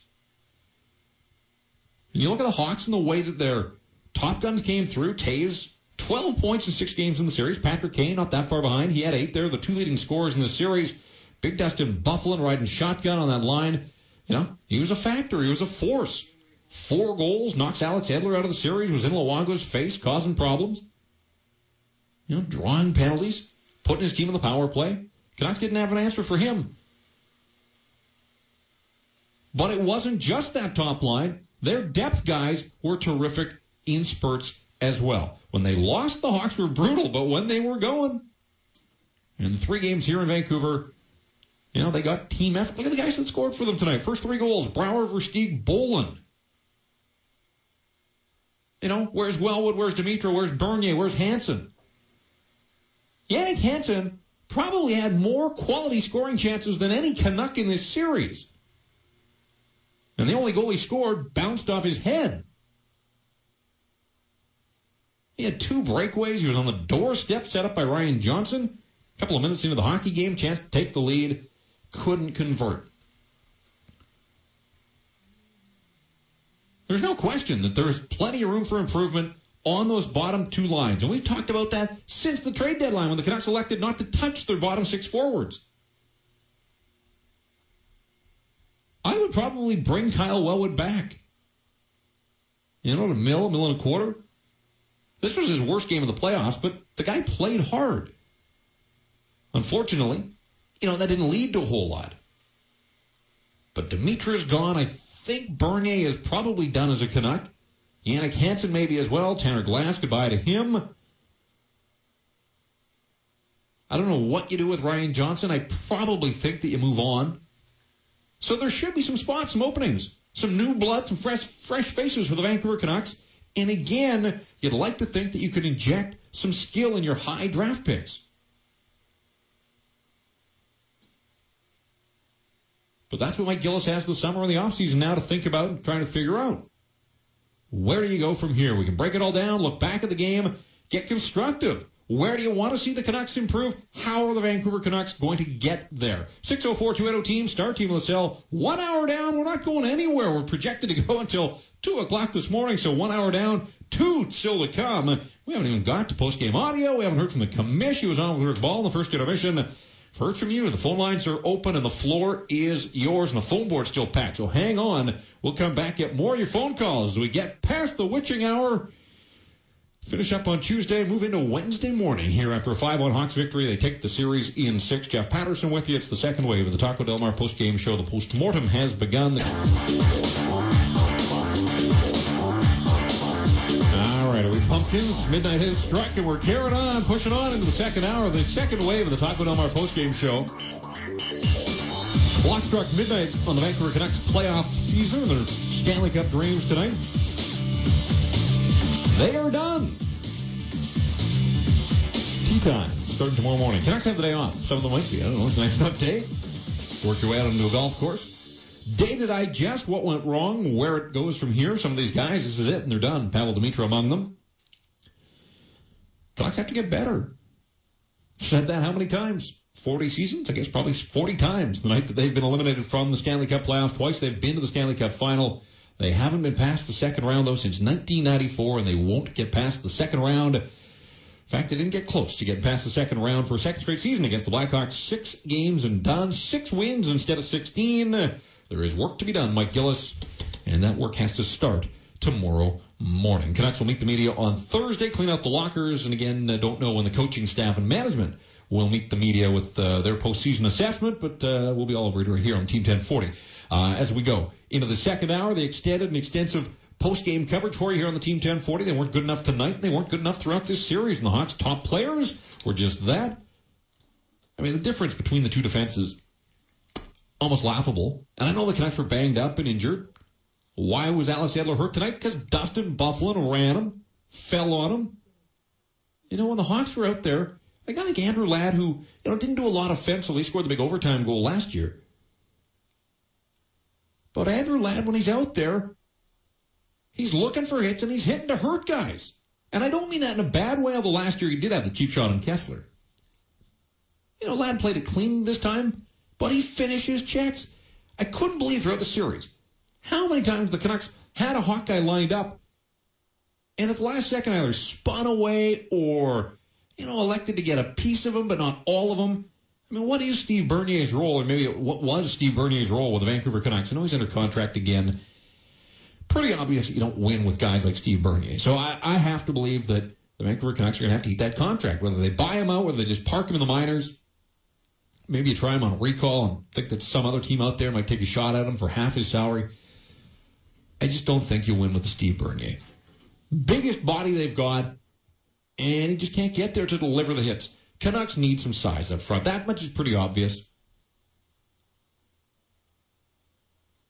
Kessler has some size. But clearly the injury hampered him in the playoffs. Wasn't effective. Couldn't get in. Couldn't initiate. Didn't initiate. Was pretty ineffective. Alex Burrows rendered ineffective in the series as well. But where's the size? And I've asked this question before. Physically, which of the Canuck forwards leaves a mark on their opponents? Stop me when you think you get to a guy that leaves a mark on his opponents. Daniel and Henrik. And again, I'm talking about physical. How difficult are these guys to play against physically? Daniel and Henrik. Michael Samuelsson. Alex Burrows. Ryan Kessler can be. Mason Raymond's not. Kyle Wellwood's not. Pavel Demitra certainly wasn't. Yannick Hansen tries to be. And then you get down to the fourth line guys that barely play. Canucks have to get bigger and stronger. And they've got to find a couple of guys that can play that are a little bit meaner. Regular season, one thing. Playoffs, as we've seen time and time again with this franchise, playoffs are another matter. And the Canucks just weren't good enough. We can talk about coaching, we can talk about goaltending. End of the day, the better team won this series and won it quite handily. Won all 3 games in Vancouver. You win all 3 games on the road in a series, I like your chances. You lose all 3 games at home in a series, inexcusable. Full line's packed, lots of you want in, and I want to hear from you, so patience, please. If you're on the line, we will come your way, I promise. It may take a little time to get there, so hang in there, enjoy the program. Second wave of the Taco Del Mar postgame show. The season is done. Where do the Canucks go from here? Ross, start us off this hour. You're on the Team 1040. Hey, Jeff, I just wanted to make a quick comment on Canucks fans and then the Canucks themselves on this Taco Del Mar post-mortem report. It's kind of funny to hear all these people calling in saying, I'm a Canucks fan, but, and then they say what the Canucks have done wrong. Is it so wrong to have bad things to say about your team? You can still be a fan and question that they would be the best team on the ice, and they're clearly not the best team on the ice. And another thing about Canucks fans is that it's a clear sign of insanity to expect something different every year and from the exact same thing and expect a different result. Like, it's just insane because these teams, at the very beginning when Luongo got here, it was Luongo masking the team and making it look better than it was. And so, no, the standards are too high. I mean, you look at the secondary scoring on this team, and there really wasn't any in this series. I mean, if you take the second line of the Canucks and put it up against the second line of Chicago, who are you going to take? Well, I've said that. I mean, across the board, you're going to take the Blackhawks. Yeah. Yeah. And I mean, there wasn't a whole lot of primary scoring in this series. That was part of the problem, too. I mean, defensemen scored as many goals as forwards almost. And I know that it's the same thing as in the regular season. The team will put their best defenseman, obviously, against the Sedins. But it's obvious, again, that the defense who are being put out against the Sedins are stepping their game up, and the Sedins are not able to do that, apparently. And, yes, Kessler was injured, and that's a legitimate excuse, no matter what anybody says. If you're injured, obviously you're not going to play as good as you did. But isn't this the second out of 3 years that Kessler has been injured in the playoffs? Well, he's not durable enough. He busted his hand in the first go-round of the playoffs, which was a bit of a freak act in that long game. Didn't last. The marathon game against the Dallas Stars back in 2007, got hurt there and was out for the rest of the playoffs. And then managed to get through the playoffs last year.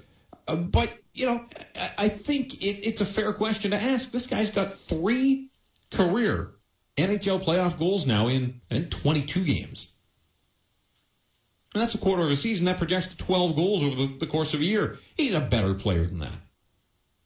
And you saw it in the Olympics, and you've seen it through the regular season that he can dominate hockey games. You know, he's brought his game to that level now. Just didn't ever have it.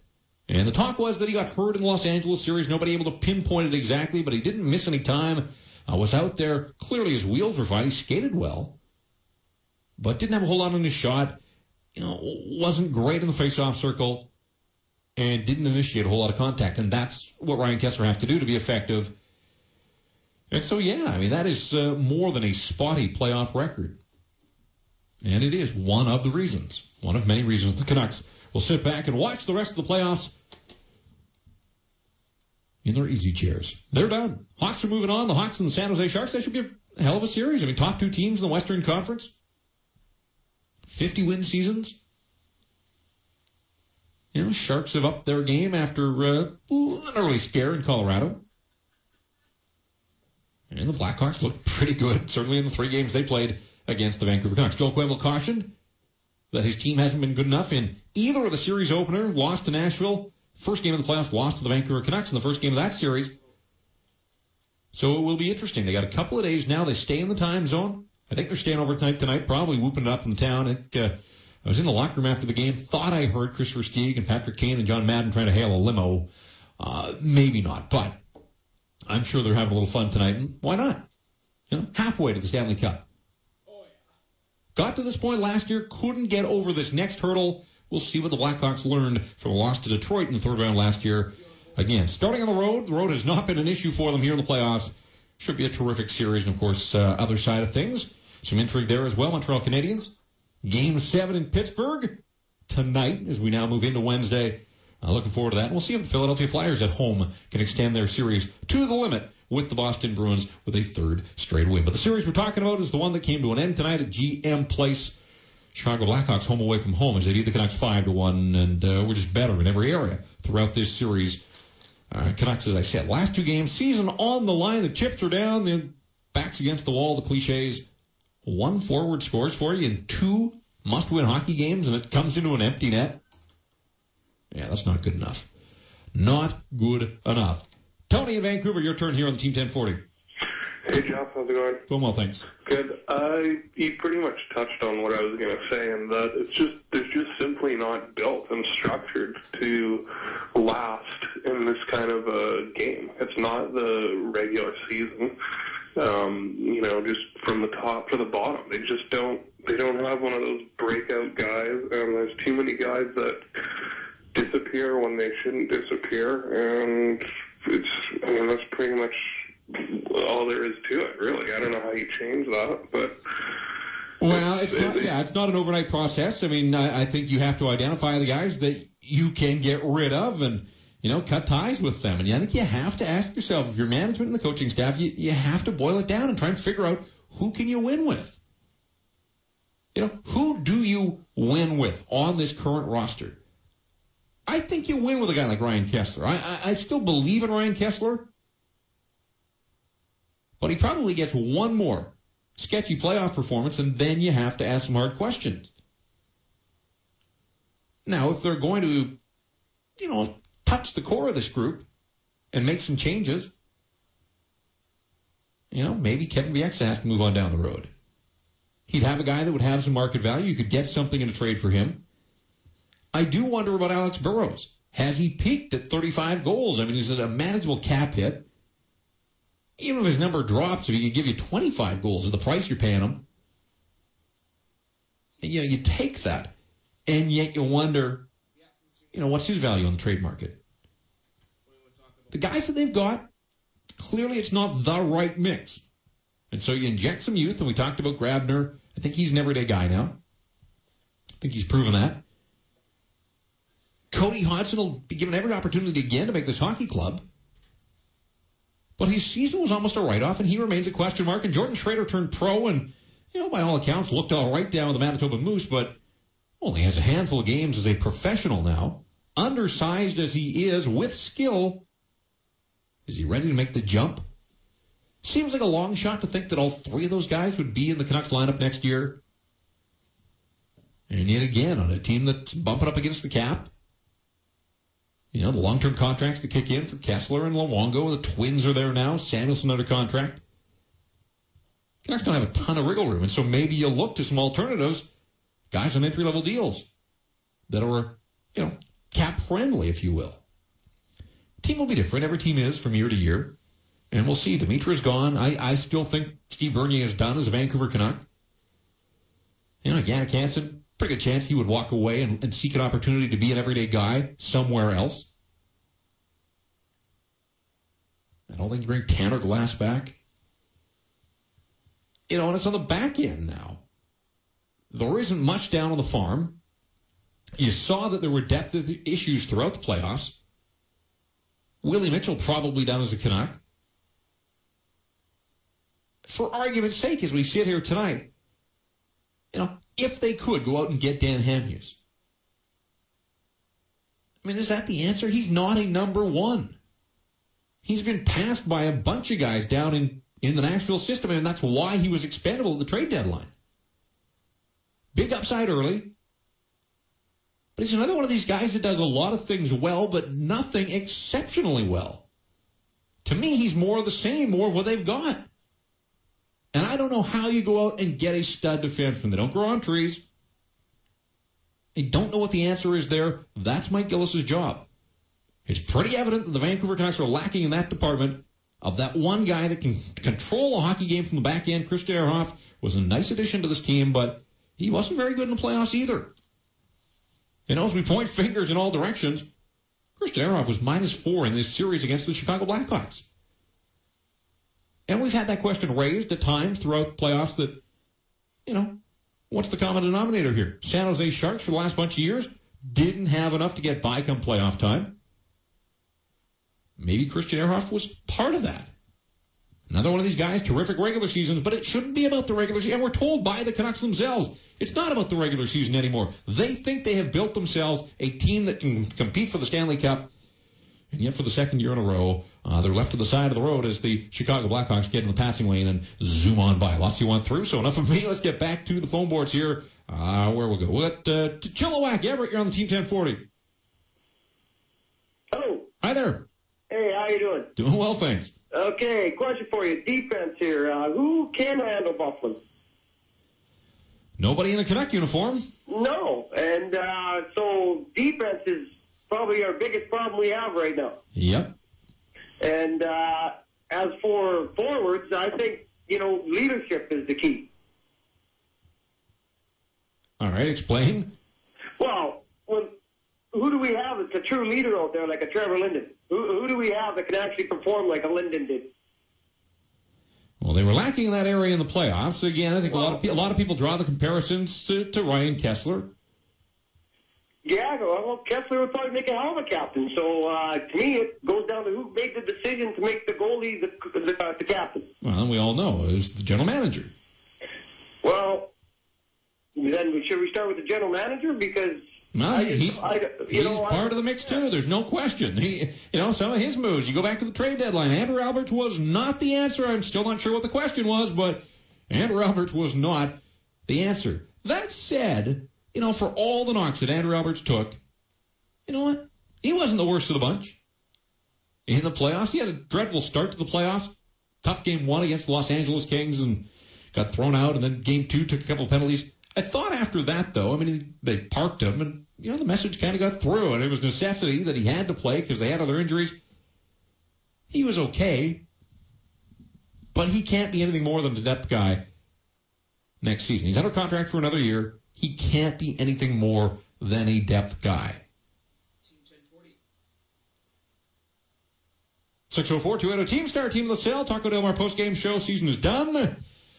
Put it to bed. We're not going to bed for a couple hours still. Trying to go to 2 o'clock this morning, and lots of you want through on the phone board, so we'll just continue to cruise along here, try and get to some post-game audio a little bit later on. I'll let you hear from the commish who was on with Rick Ball in the first intermission of our broadcast here on the Team 1040. We'll see if we can get to that, but right now, you want in, we want to hear from you. We'll go to White Rock. Jeff, you're on the Team 1040. Hey, how are you there, Jeff? I am all right. Let's just establish that for everybody that follows. I'm doing all right. I'm still awake. I'm hanging in there. I'll just move right to it. What's cooking tonight? Good stuff. One thing I wanted to go over was, I think it starts with the drafting. Like Ron DeLorme, I don't think he's getting it done quite well. I know we got Edler late in the draft and Bieksa quite late in the draft too. But sometimes it comes to a point where, your depth defensemen are Lawrence Nicolet, Baumgartner. These guys can't get it done. You need guys. I don't think we have enough defense in our depth to really go far enough either. I know Luc Berlin passed away. That's not in their control. And that is, you're right. It's not in their control, but it can't be overlooked either because he would be playing and he would have been, working his way up the depth chart to this point where he probably would have been. Probably would have been a 5 or 6. Exactly, and he would have been playing on, on a nightly basis. But maybe you got to trade one of these, these traders or one of these type of guys and try and get a depth defenseman that, a young guy who's been 19, 18, who's been drafted, higher up, and got to make that deal and work these guys up. Well, this year will probably be a defenseman. Again, out of their control at this point now. What damage has been done is done. But I throw the name Tyler Myers out there, who went 2 picks after Cody Hodgson. That would have been just amazing. So, as much as people walked away from the draft table that night thinking the Canucks got the steal of the draft and Cody Hodgson fell into their lap where he did, a couple picks later, the Buffalo Sabres, they did all right. Did all right with Tyler Myers. So, where do you go from here? It's not a terrific year for unrestricted free agent defenseman. Anton Volchenkov in Ottawa is out there. Guy that plays hard and is hard to play against and blocks a ton of shots. But he's not a number 1 guy. But there's a team out there that'll throw him a whack-a-dough. You got Dan Ham, who's headed unrestricted free agency.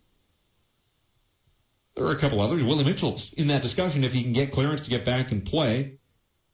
And interesting, and I'm not going to sit here and tell you that there is a correlation, but I do find it a little interesting that we've been asking the question for the better part of a week, where is Willie Mitchell? And sure enough, he surfaced apparently today, was in the locker room, had some discussions the other day with Kevin Bieksa and Ryan Johnson before they left for Chicago. But word was that Willie was around the hockey team this morning, which I think is terrific. Again, I hope for his sake that he's just healthy. I mean, the guy's got a long life to live.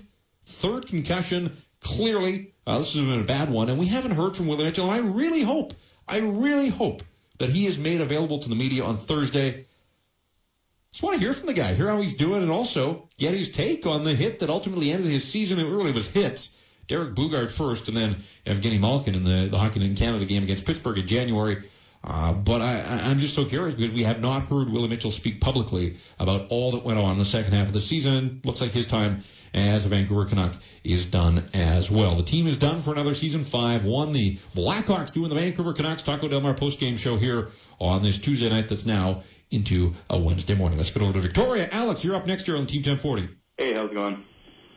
I wouldn't say I'm surprised they lost. I'd say more I'm surprised at how they lost. In the biggest game of the year, if your only goal scorer is Shane O'Brien, who scored, 2 goals all year, you're not going to go very far. But these people who are bashing Luongo and blaming it on our defense, well, Luongo kept the game in our hands in the first period. But I'm a huge Luongo fan, but I'm really disappointed at his attitude after the game, especially his post-game comments there. I don't know, it's just leaving a sour taste in my mouth, and maybe, as you've said, many people have said, maybe he isn't fit to be captain, and that's fine, but does he volunteer that up, or how would he feel if Gillis went and asked him to give it up? And also, I just wanted to throw in there, Steve Bernier is going to be a great player one day, and you're going to regret saying that. He's going to develop, he needs time, and does AV stay next year? Hang on. I know it's late, and maybe you're getting a little tired here. Steve Bernier is going to be a great player? Is that I absolutely that's the word you're like. Was Wayne Gretzky a great player, or what's our comparative scale here? No, he'll be a decent player. There you go. There's the. Well, your bar just dropped a couple of notches. No, but I mean, why? Why do you say that? Buy him out? Well, no, they shouldn't. I mean, get another 11-goal season from a guy that can't get there, can't skate, tries to hit but can't, doesn't punish anybody when he does get a piece of the body. The guy's been in the league for what? I mean, he was drafted first-round pick the same year as Ryan Kessler as part of that 2003 class. I mean, when's he going to get there? He's not young anymore by NHL standards. No, that's perfectly true, but I just don't think you should give up guys on like that. And, San Jose and Buffalo thought they should. Well, I don't think that's our biggest problem either there, Jeff. I think we got a lot more to deal with this offseason than Bernier. I didn't say it was their biggest problem, but you look at where this team needs to improve, and you got to fill around the edges. They've proven again that they've got 6 capable forwards up front, if you include Mason Raymond in his 25-goal season, and I think there's room to expect that he will improve there. I'm curious to see about his contract situation and how that all plays out. But the Twins and Burrows, Samuelson, Kessler, Raymond, they're 6 legitimate forwards, and I know there was a caller that seemed to think everybody was a third-line player on the Vancouver Canucks. This team scored a bushelful and then some in the regular season. We keep coming back to a regular season. And it is, everybody knows it gets tougher. It's harder to play in the playoffs. There's less space to move. The intensity goes up. And Mike Gillis, this outside-the-box thinker, has to figure out why his team now, that has had these regular seasons that have resulted in division championships, has only been able to win 6 games come playoff time. The captaincy thing for Luongo, fine. I had no problem with it at the time. Give it a shot. What had been done here for 38 years at the time of Gillis' hiring? That hadn't worked. So try something a little different. Sleep doctor, chef, all that kind of stuff. I don't have a problem with it. But it got them 6 wins in the playoffs. All this talk about a new dressing room.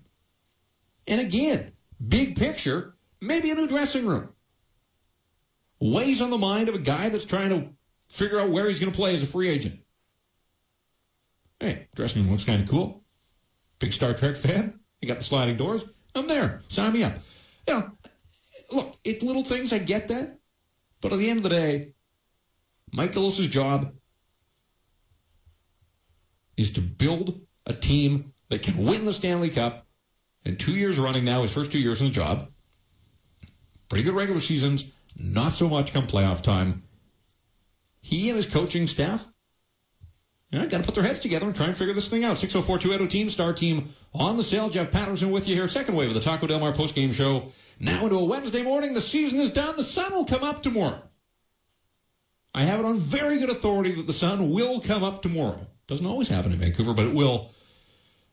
But it'll be a day without hockey in this city, the first of many, until training camp sometime in September. Phone line open at 604-280-TEAM, Star Team of the Cell. Haven't had a chance to dip into the email bag. So many you want through, and there's still a ton of you on the phone lines. If you want to talk a little hockey, figure it out where it all went wrong, and constructively try to help us out, figure it out where the Canucks have to go from here to get to where they want to go. Give me a shout. Phone line's open.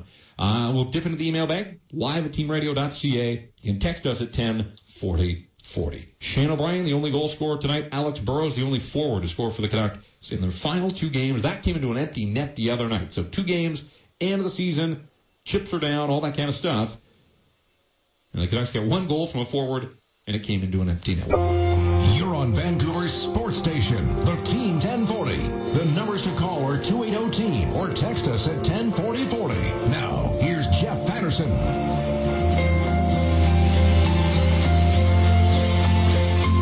What if the Canucks had won a game at home?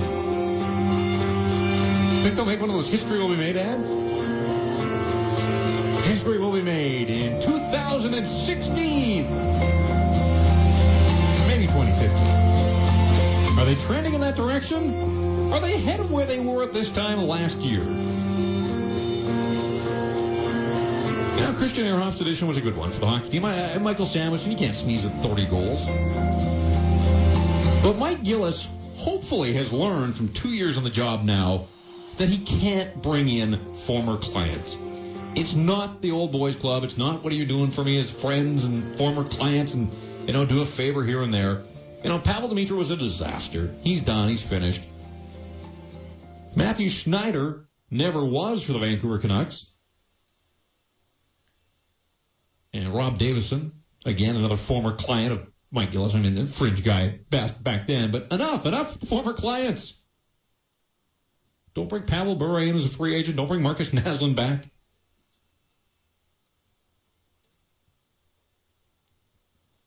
We'll see what Gillis does here in the offseason. Have a little bit of money to play with. Not a lot. I mean, the Canucks are, moving towards the cap already with the contracts that they've got. Luongo and Kessler and the Twins and Burrows and Samuelson and the defensemen that are under contract. Edler and Bieksa. Sammy Salo for another year. Ehrhoff's got another year. Alberts has a year.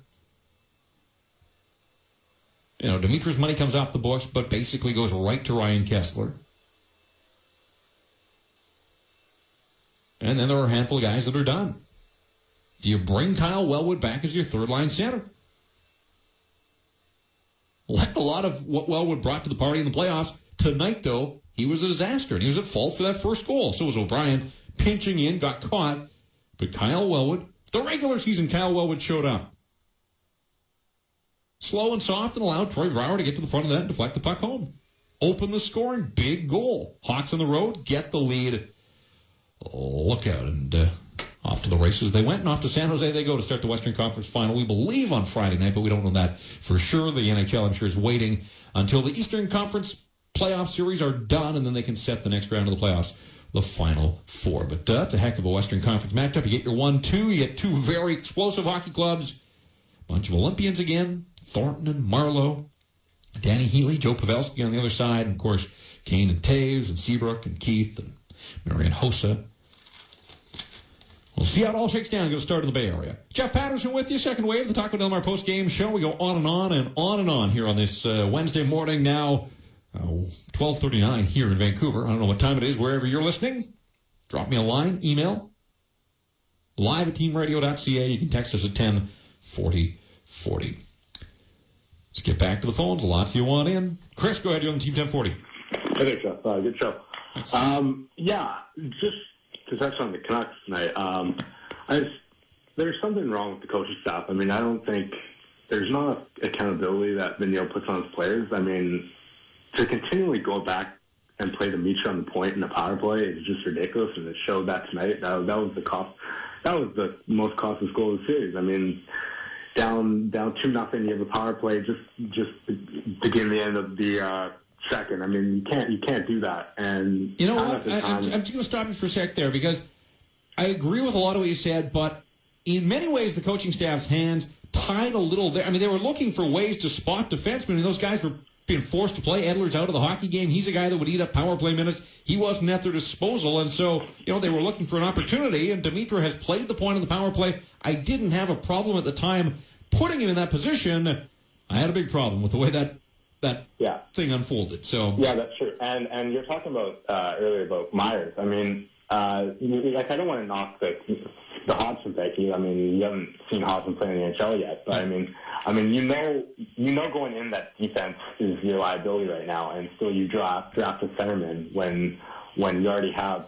I mean, your top two centermen right now are looking pretty good, in Kessler and Henrik Sedin. I mean, where do you figure Hodgson will be, a third-line center? I don't think he's going to be a third-line center. I mean, this team's weakness has been defense, and they go draft a center and pass up on a stud 6'5" defenseman who people comparing them to 6'8". Chris Pronger. 6'8". 6'8". I mean, the guy. I mean, it's just ridiculous. I mean, the management deserves a lot of blame. Yeah. I mean, I think Alain Vigneault has been. I mean, everyone praises him over his Jack Adams trophy that he won 2 years ago. But keep in mind that Luongo played unbelievable that season. I mean, it's pretty much Luongo's trophy, not Alain Vigneault's. I mean. So, I mean, he has a lot to prove, and I really hope that they look at the coaching staff, because I don't think that they've been outcoached two series in a row. I thought Terry Murray outcoached him in I thought that Joe Quinn will outcoach him in this series too. Well, and roll it back to a year ago. That's 2 playoff series 2 years in a row. They've seen the Blackhawks. I mean, they know what the Blackhawks are all about, and they haven't been able to come up with a game plan to stop them. In 7 of the 8 playoff wins in these last 2 years of series, the Hawks have scored 4 or more. I mean, the Canucks just haven't had this answer. And Vigneault is a guy that, is supposed to have this defensive strategy nailed down. He's got the goaltender, apparently. I think you trace it back, though.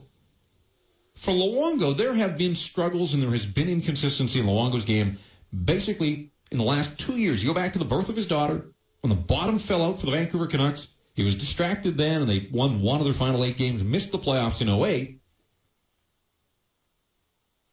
And he's had some stretches. But I think it's fair to say, I mean, when you look back at Roberto Luongo's season as a whole in the NHL, forget the Olympics in this assessment, at the NHL level for the Vancouver Canucks, he never got into that groove. Saw some flashes, but he never got into that groove. Think back to the year Vigneault won the Jack Adams. There were weeks on end. I remember, was it his first November? I mean, I guess the second month on the job after the trade. And it was something like 6 games. 6 straight games where a forward didn't score on Roberto Luongo. He had 3 shutouts, and the only goals that he gave up were to defensemen. There's 500 forwards in the NHL. That's where most of the skill in hockey lies. And he went like 10 days without giving up a goal to a forward. You think about that for a sec. He was in the groove, and he hasn't been able to get into that type of groove. Yeah, he made the save on Ryan Smith. Yeah, he made the save on Frolov. Yeah, he pulled the puck off the line against the Los Angeles Kings. That stop he made on Patrick Sharp tonight should have been a game changer. The Canucks have been waiting for that save in this series. They got it, and they did nothing with it. Luongo was very good in the first period tonight. Last night. And tonight. It's kind of all morphed into one here. But he gave a minute into the hockey game. He stopped Dustin Byfuglien down low, bang, bang play, toe save.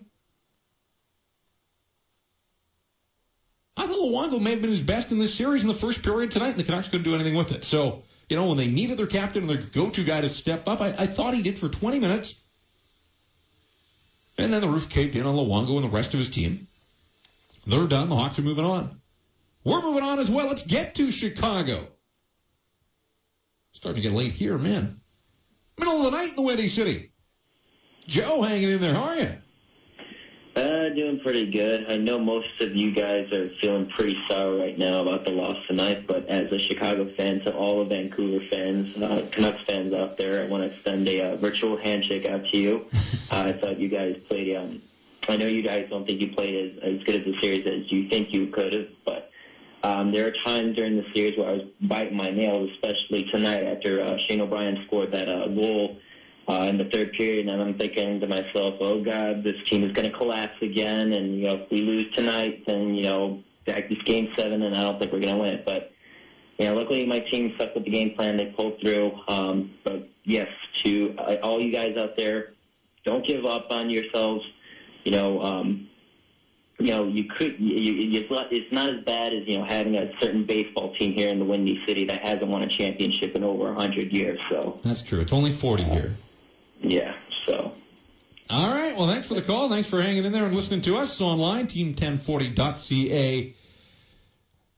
You know, and I hear this, and we've heard it a couple of times tonight, that, you know, this team will continue to build. You take that core group and you move forward.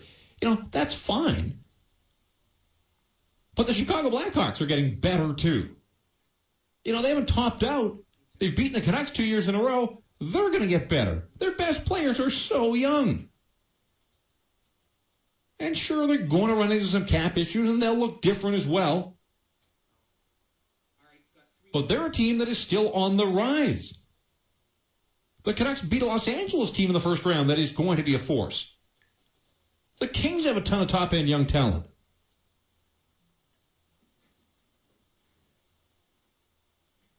So the Vancouver Canucks, you know, they got some decisions to make. They have to figure out where they want to go and how they want to improve, but, you know, they don't have the market cornered on improvement in the offseason. Every team wants to get better. Every team thinks it gets better over the summer. Proof will be in the pudding, and we'll see. And we'll have to wait a full year to find out if the Canucks have learned again from another playoff loss where they came up short to Delta. Garrett, you're on Team 1040. Hi, Jeff. Great show. Thank you. A couple questions for you. Mm-hmm. First of all, just with Raymond, he's being an RFA this summer. What do you think he's worth? And next question, a couple callers that mentioned about Luongo giving up the seat. Who do you think he should give it up to? I can only think of Mitchell, and he may not even be back. So, what else is just by Cassidy, really? Well, do they have to? One more question. How did Detroit handle Boston last year? And what did they do better that we didn't do this year? Thanks. All right, appreciate the call. Let's tackle those questions in order. I got short-term memory issues, but Mason Raymond, what's he worth? You know, they kicked this around with the Hot Stove Hockey Net in Canada a couple of weeks back. Glenn Healy was trying to pump his tires to the tune of $3 million. You know, what's 25 goals worth on the open market? That's a different question than, you know, what's a restricted free agent worth. Canucks have an artificial sort of limiter on their salary structure because Alex Burrows led the team with 35 goals, makes $2 million, and Michael Samuelson scored 30 goals, and he's making $2.5 million next year. So Mason Raymond and his agent's J.P. Barry, good agent. Same agent as the Twins, so he and Mike Gillis. You know, they've been at this for a while. But they've proven they can get deals done. J.P. Barry can come in and bang the table and say, I've got a 25-goal scorer here, and you look at comparables. And we did this on a show a couple weeks back. You know, R.J. Umberger. I think he was a 23-goal scorer. He's making $4 million. Mike Fisher had the identical number, same number of goals, same point total as Mason Raymond. I think he's a $4 million guy next year. You know, that's where the Raymond camp would come in with the comparables. And the Canucks would say, wait a second here. Our leading scorer had 35 goals. He's making $2 million. You got 25 goals. How about you take 1.5? He's going to get a nice raise. He's making just under $900,000 this year. He's going to get a sizable raise. You know, I think Mason Raymond's right there in that age range and goal production that he could be the target of an offer sheet. If other teams out there thought that the Canucks were up against the cap. I believe he's got arbitration rights, but I can be corrected on that. If he does, the Canucks could take him to arbitration and, you know, make sure that they're going to get a deal done. Arbitrator usually will side with players based on the numbers. So Mason Raymond in line for a pretty good raise. You know, it's impossible to know where that number is going to be. Maybe a look at a longer-term deal. try and ease it out over a couple of seasons. What else did the caller ask, Big? Do you remember? It's getting late. What did the Red Wings do to defend Buffalo? Buffalo. Well, they possess the puck so much. They make teams chase. I mean, that's one thing the Red Wings have done so long during their reign at the top of the National Hockey League. They got the puck all the time. They obviously did something because Buffalo, in terms of being noticed in the Canucks series and the Red Wings series, it was a non-factor. Right. Well, they obviously did something. Yeah. And I can't say that I watched every minute of that series, and it's a year ago and I'm having trouble remembering your question. Forget about the series a year ago.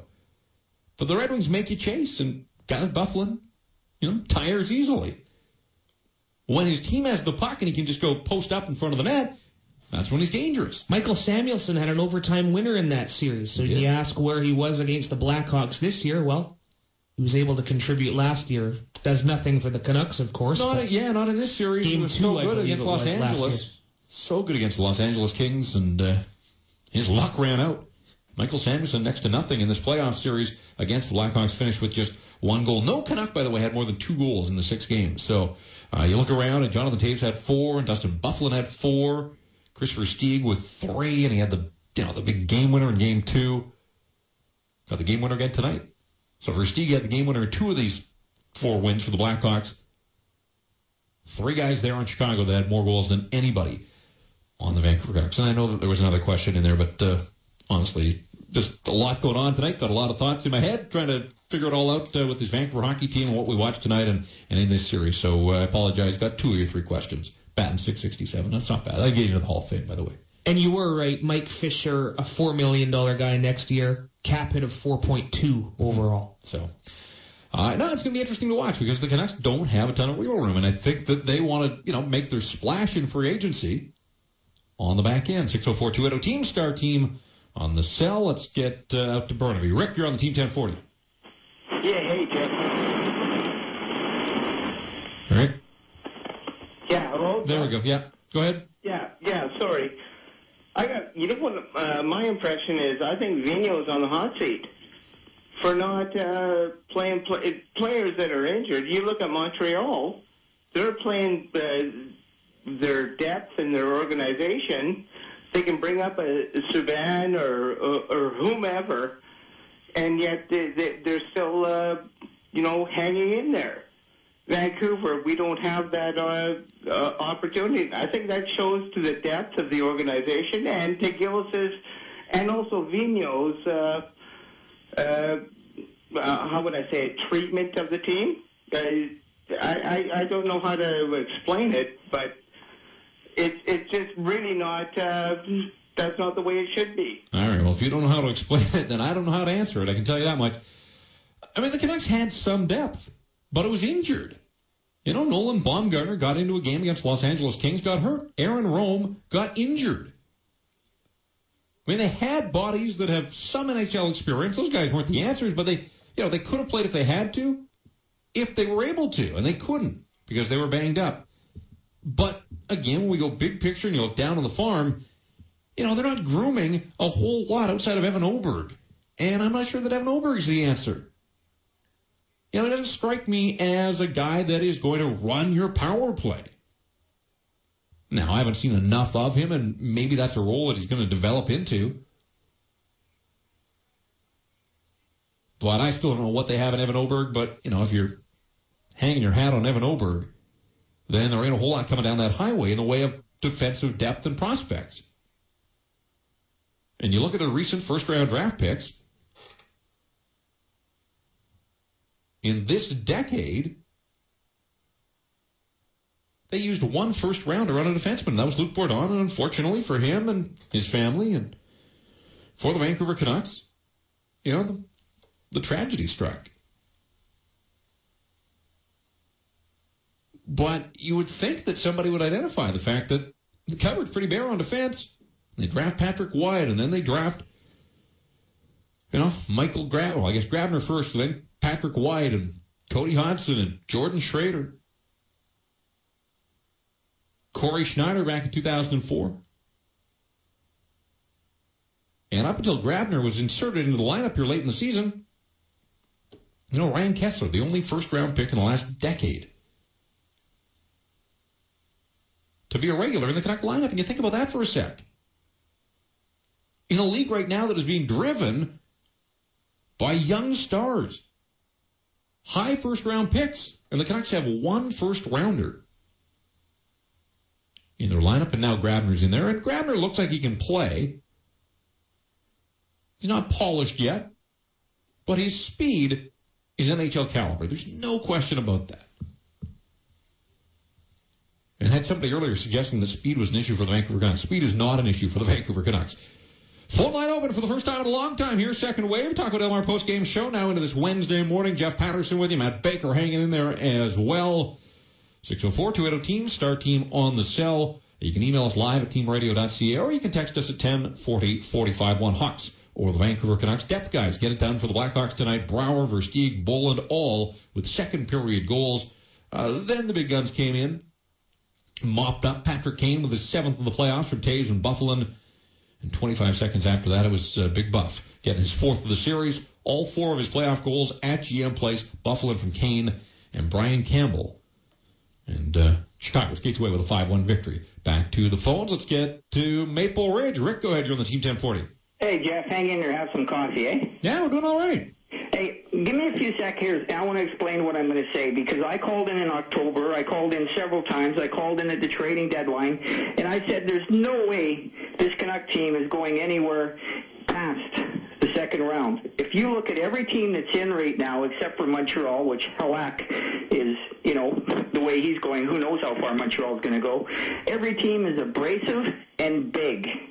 Abrasive and big. And Gillis doesn't know anything about talent because, you have to know that these Canucks are very talented, but they're Smurfs. Yeah, would you call the Boston Bruins abrasive? Yes, they're playing abrasive. Have you seen the series? Mark Recchi doesn't strike me as abrasive. What about Chara on defense?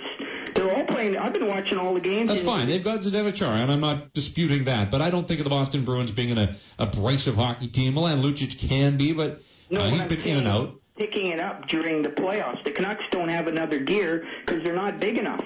Yeah, I think that there's something to that. We talked about, who on this team up front is tough to play against.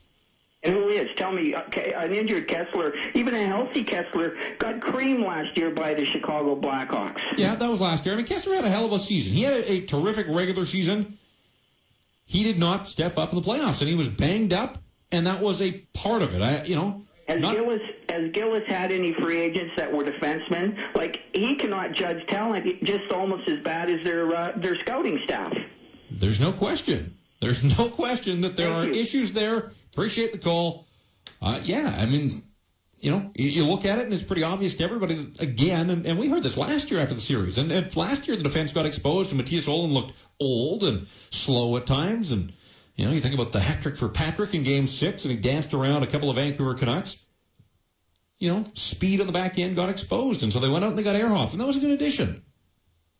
But there's still not enough back there on the back end. It is the glaring weakness of this hockey team. And so Mike Gillis goes into the summer having to address that this year. But do you have faith that he can come up with the solution, the right guy, and go and get him? Because it's not as easy as saying, it's got to be Dan Hamhuis. You know what? There's going to be 10 or 12 other teams that think Dan Hamhuis would be a nice piece to their puzzle. And there might be other teams that have more cap space. Maybe somebody makes a deal prior to the July 1st free agent period, and gets the exclusive negotiating rights with him. We'll see how it plays out. Mike Gillis likes to think of himself as a forward thinker outside the box. He may have to get a little creative here in the offseason. But it has been a wash so far when you think of his additions to this hockey team. Inherited the core that he's elected to keep and re-sign. Ehrhoff and Samuelson have both come in and helped. Pavel Demitra was a disaster. Matthew Schneider didn't work out. Shane O'Brien's been all right. Kyle Wellwood has had his moments. Steve Bernier hasn't been very good for long stretches. They've got to figure out their strategy here. They've got a couple of months now. They're done. They don't have to worry about playing games. They have to worry about plotting a strategy now heading into the offseason. What do you do to improve a hockey team They've got 6 wins for the second straight playoff season when 16 are required to win the Stanley Cup.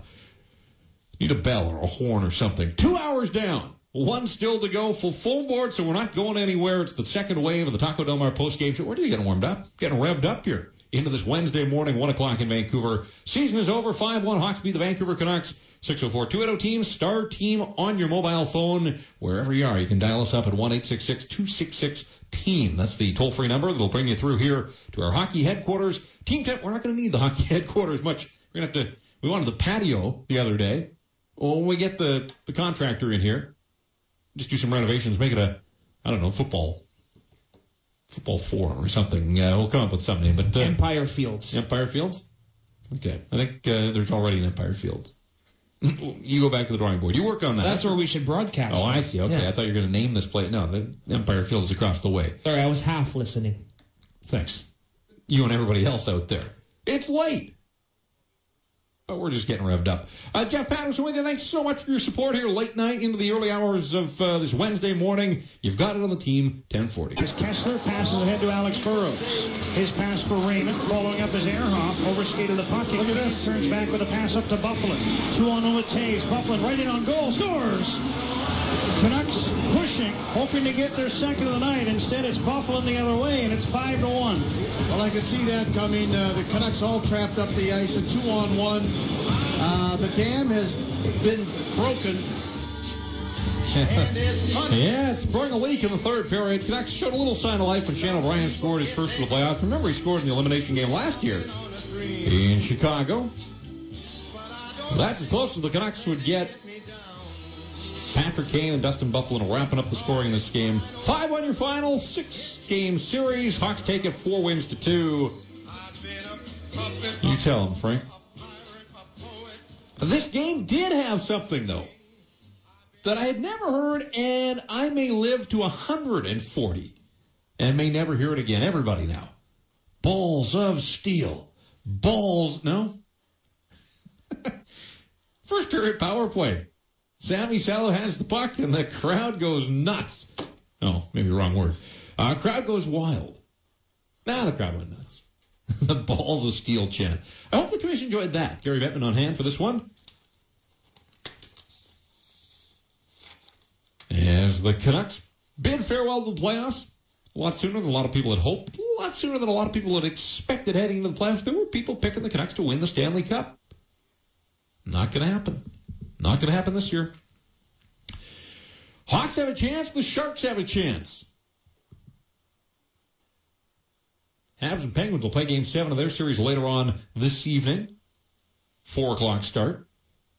An hour after that, Philadelphia Flyers are going to try to extend their series with Boston, send it back to Beantown for a Game 7 with a third straight win. Talking about the Canucks and the Hawks, season is done. Final hour here of this extended and extensive second wave of the Taco Del Mar post-game show going into the wee hours of the morning. Jeff Patterson with you. Great to have you along for the ride, and we thank you for staying up late wherever you are. Your support is very much appreciated. Lots you want through, so let's just continue to knock them down here. Call by call it to Maple Ridge. Malcolm, go ahead. You're on the Team 1040. Hey, how's it going? Going well. Oh, well, it was a relative term. So anyways, I tuned in at about midnight when you're talking about the offensive depth, and driving into Game 3, you guys were all saying, stay the course, play Vancouver's game, which is not an offensive hitting style game. We ended up losing the game very badly because we fell into Chicago's style of hockey. And an interesting fact that jumped out at me after everyone saying, we're not hitting enough, we're not being physical enough. There was 40 hits for Vancouver in the game and 16 for Chicago. I mean, I don't think that part of the game really needs to be addressed because it's not Vancouver's game. Daniel Henrik is not that physical type of players. I mean, Samuelson can provide a timely hit. They're not going to injure anyone. They're not dirty players like Ladd. The back end is where we need to focus, and I agree Henry isn't the solution. We desperately need to trade up in the draft. We need to get from our 17th, I think, is where we're going to end up, higher. We need to get into the top 10 somehow, and if that involves moving Schneider or Schrader, do it. Well, I don't think they're going to turn around and trade Jordan Schrader a year after they drafted him and not have a chance to see this guy at the NHL level. He just turned pro. Corey Schneider is an interesting situation. I saw him tonight, one of the Black Aces, hanging out outside the Canuck locker room after the hockey game. You know, Luongo's got this 25-year contract or whatever it is. And what do you do with Corey Schneider? And what is his trade value? And you look at the Montreal Canadiens, you know, they're quite likely to move one of their two goaltenders. Most people expected it would be Carey Price. You know, so there's a bona fide National Hockey League goaltender that's quite likely to be on the move. You know, Los Angeles Kings have Jonathan Quick tied up. They've got Jonathan Bernier, a guy that's had a terrific season down in the minors, played a little at the NHL level. You know, you can only be the best goalie outside the NHL for a while, and then another flavor of the week comes along. And Corey Schneider may be a diminishing asset without really ever, you know, proven himself at the NHL level. Canucks may have missed the boat in terms of trading him when his market value was the highest. Don't know. But there's another first-round pick that isn't helping the Vancouver Canucks. I haven't studied this draft enough to know where that cutoff point is, and usually hockey people will kind of have a pretty good sense of, you know, whether it's 6 or 8. You know, they consider blue chippers, and then after that it's a crapshoot. Maybe the draft's a crapshoot, I get that. Outside of the top two guys that have been talked about, you know, I'm not really sure what is out there in terms of the draft. We'll hear a lot more as we work our way to late June. I don't know if it's worth the Canucks' effort to try to move up from 17th to 10th. You know, what's the price to make that happen? I don't know at this point. But if this team, in its evolution, thinks that it's pretty close to being a Stanley Cup contender, you know, then drafting a defenseman isn't going to help the cause for a couple of seasons. It's pretty unlikely that you're going to get a guy, you know, anywhere beyond the 10th position in the draft as a defenseman that's going to be able to jump right in and help out. I mean, you look at Luke Schenn, goes 5th overall a couple of years ago. Bad Toronto team, I get it, but, you know, a couple of years into his NHL career, completely inconsistent. It's a tough position to play, particularly for a youngster. Let's get up to Kamloops. Gary, you're on the Team 1040. Hey, how you doing? Doing well. Okay, question for you here. Size, depth. We all agree that our defense really was lacking both of those. Why wasn't this addressed by Mike Gillis? He knew we could be facing Chicago. We don't have someone to handle a Bufflin. And at the same time, we don't have a Bufflin on our front end in order to create the havoc that a Bufflin creates. Not enough Bufflins to go around. Well, I'm just saying, and for instance, like we had a Bertuzzi, and I know that's another subject in itself, but yeah, we won't go there. But, you know, someone with size up front is going to be key because, you know, we do have big forwards, and they are putting the puck in the net. But to create space, you need size. And, you know, to have that big guy, like the Oilers, they had Semenko. You know, we're talking a ways back, but, you know, and Calgary had a Hunter. Yeah, I mean, apples and oranges. The Canucks had a Hunter. No, I mean, but those, no, you're talking about guys who played a role in a different era of hockey. Not the tough guy role. I'm talking. Well, Semenko and Hunter were tough guys. Yeah, I know, but I'm just comparing sides here. They had a big guy. It was a different type of game back then. It was. You know, they had a big guy up there. Where is that guy? Why wasn't Gillis looking at this and saying, hey, I'm going to need someone to handle a Buffalo? He didn't even look at it.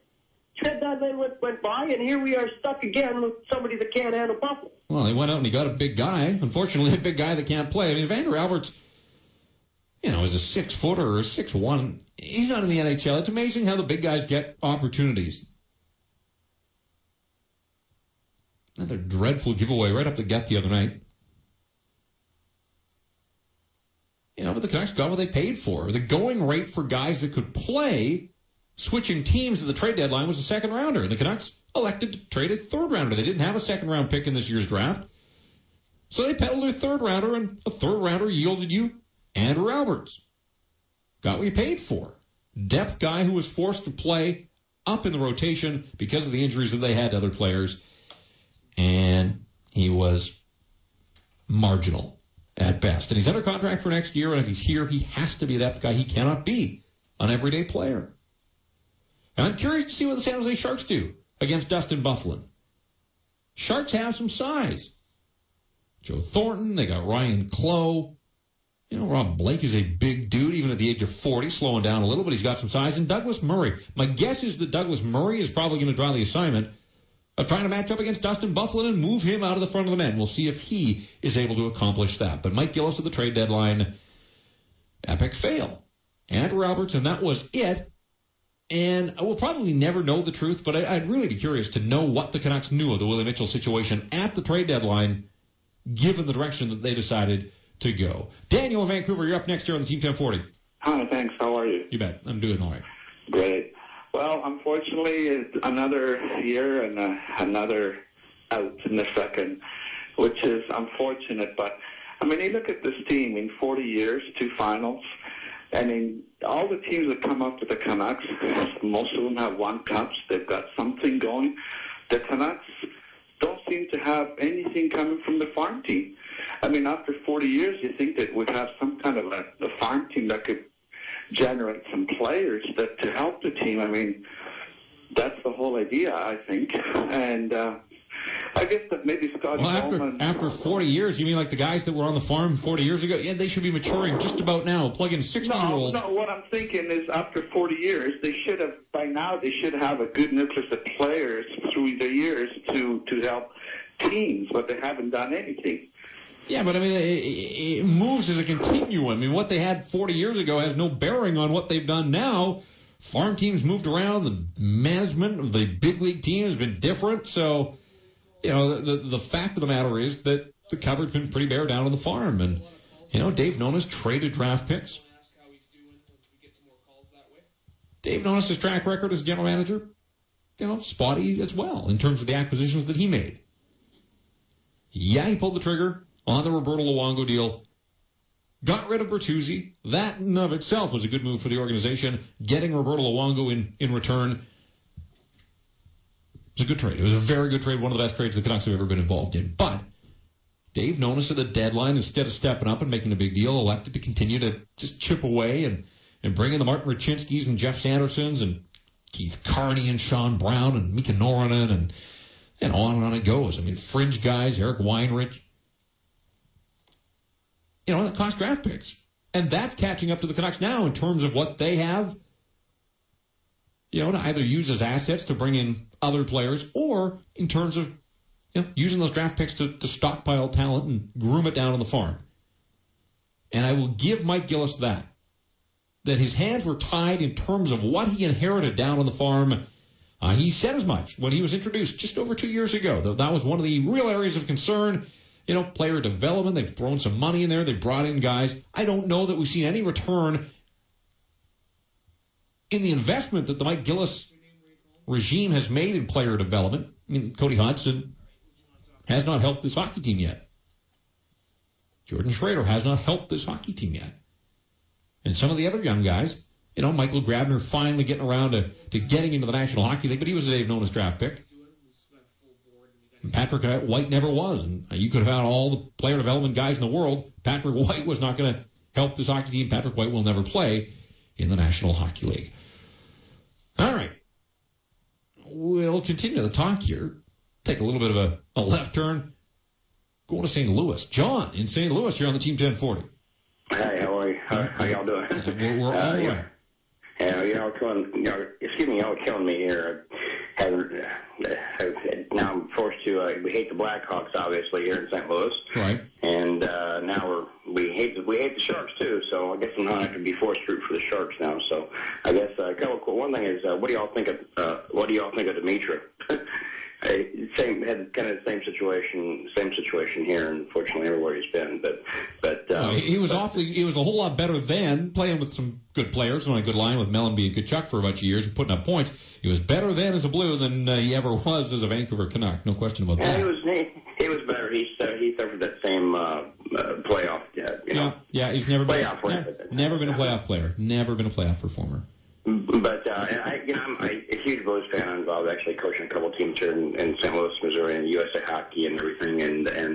But unfortunately, I don't get a whole lot of opportunity. I spend a lot of time in Vancouver, beautiful city up there, beautiful area. But I don't get a chance to. I watch the Canucks when I can. I don't get a chance to keep up with them as much. But it's funny because it seems to me that there's it seems to me a lot of times for some reason there always has been at different times similarities that I just see between the Blues and the Canucks in so many areas. And I know you just mentioned about the draft picks and not being able to have, in St. Louis for so long was in that situation, and we couldn't, we made our attempt at getting things and then just made wrong decisions and trying to pick up people at the right time. Anyway, and my question is, I guess, not being able to keep track of them as much, what's the average age? And you probably, obviously everybody out there probably knows more about this, obviously, and I don't want to bore anybody, but as far as age, the Canucks, it seems like you got a lot of older guys on the team. I'm just kind of wondering, if y'all think it's something that... Well, I can tell you, according to the game notes that I have in front of me, the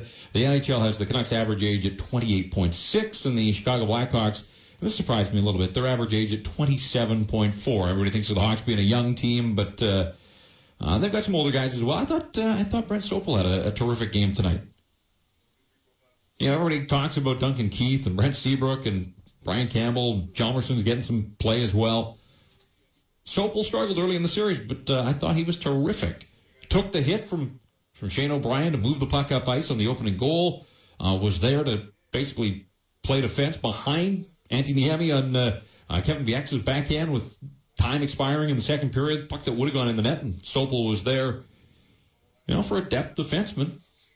Thought Brent Sopel did all right tonight. But he had his moments in the series. I'm not sitting here and telling you that he's going to overtake Brent Seabrook as the go-to guy on the back end. But, for a depth guy, I thought Brent Sopel played well in the hockey game tonight.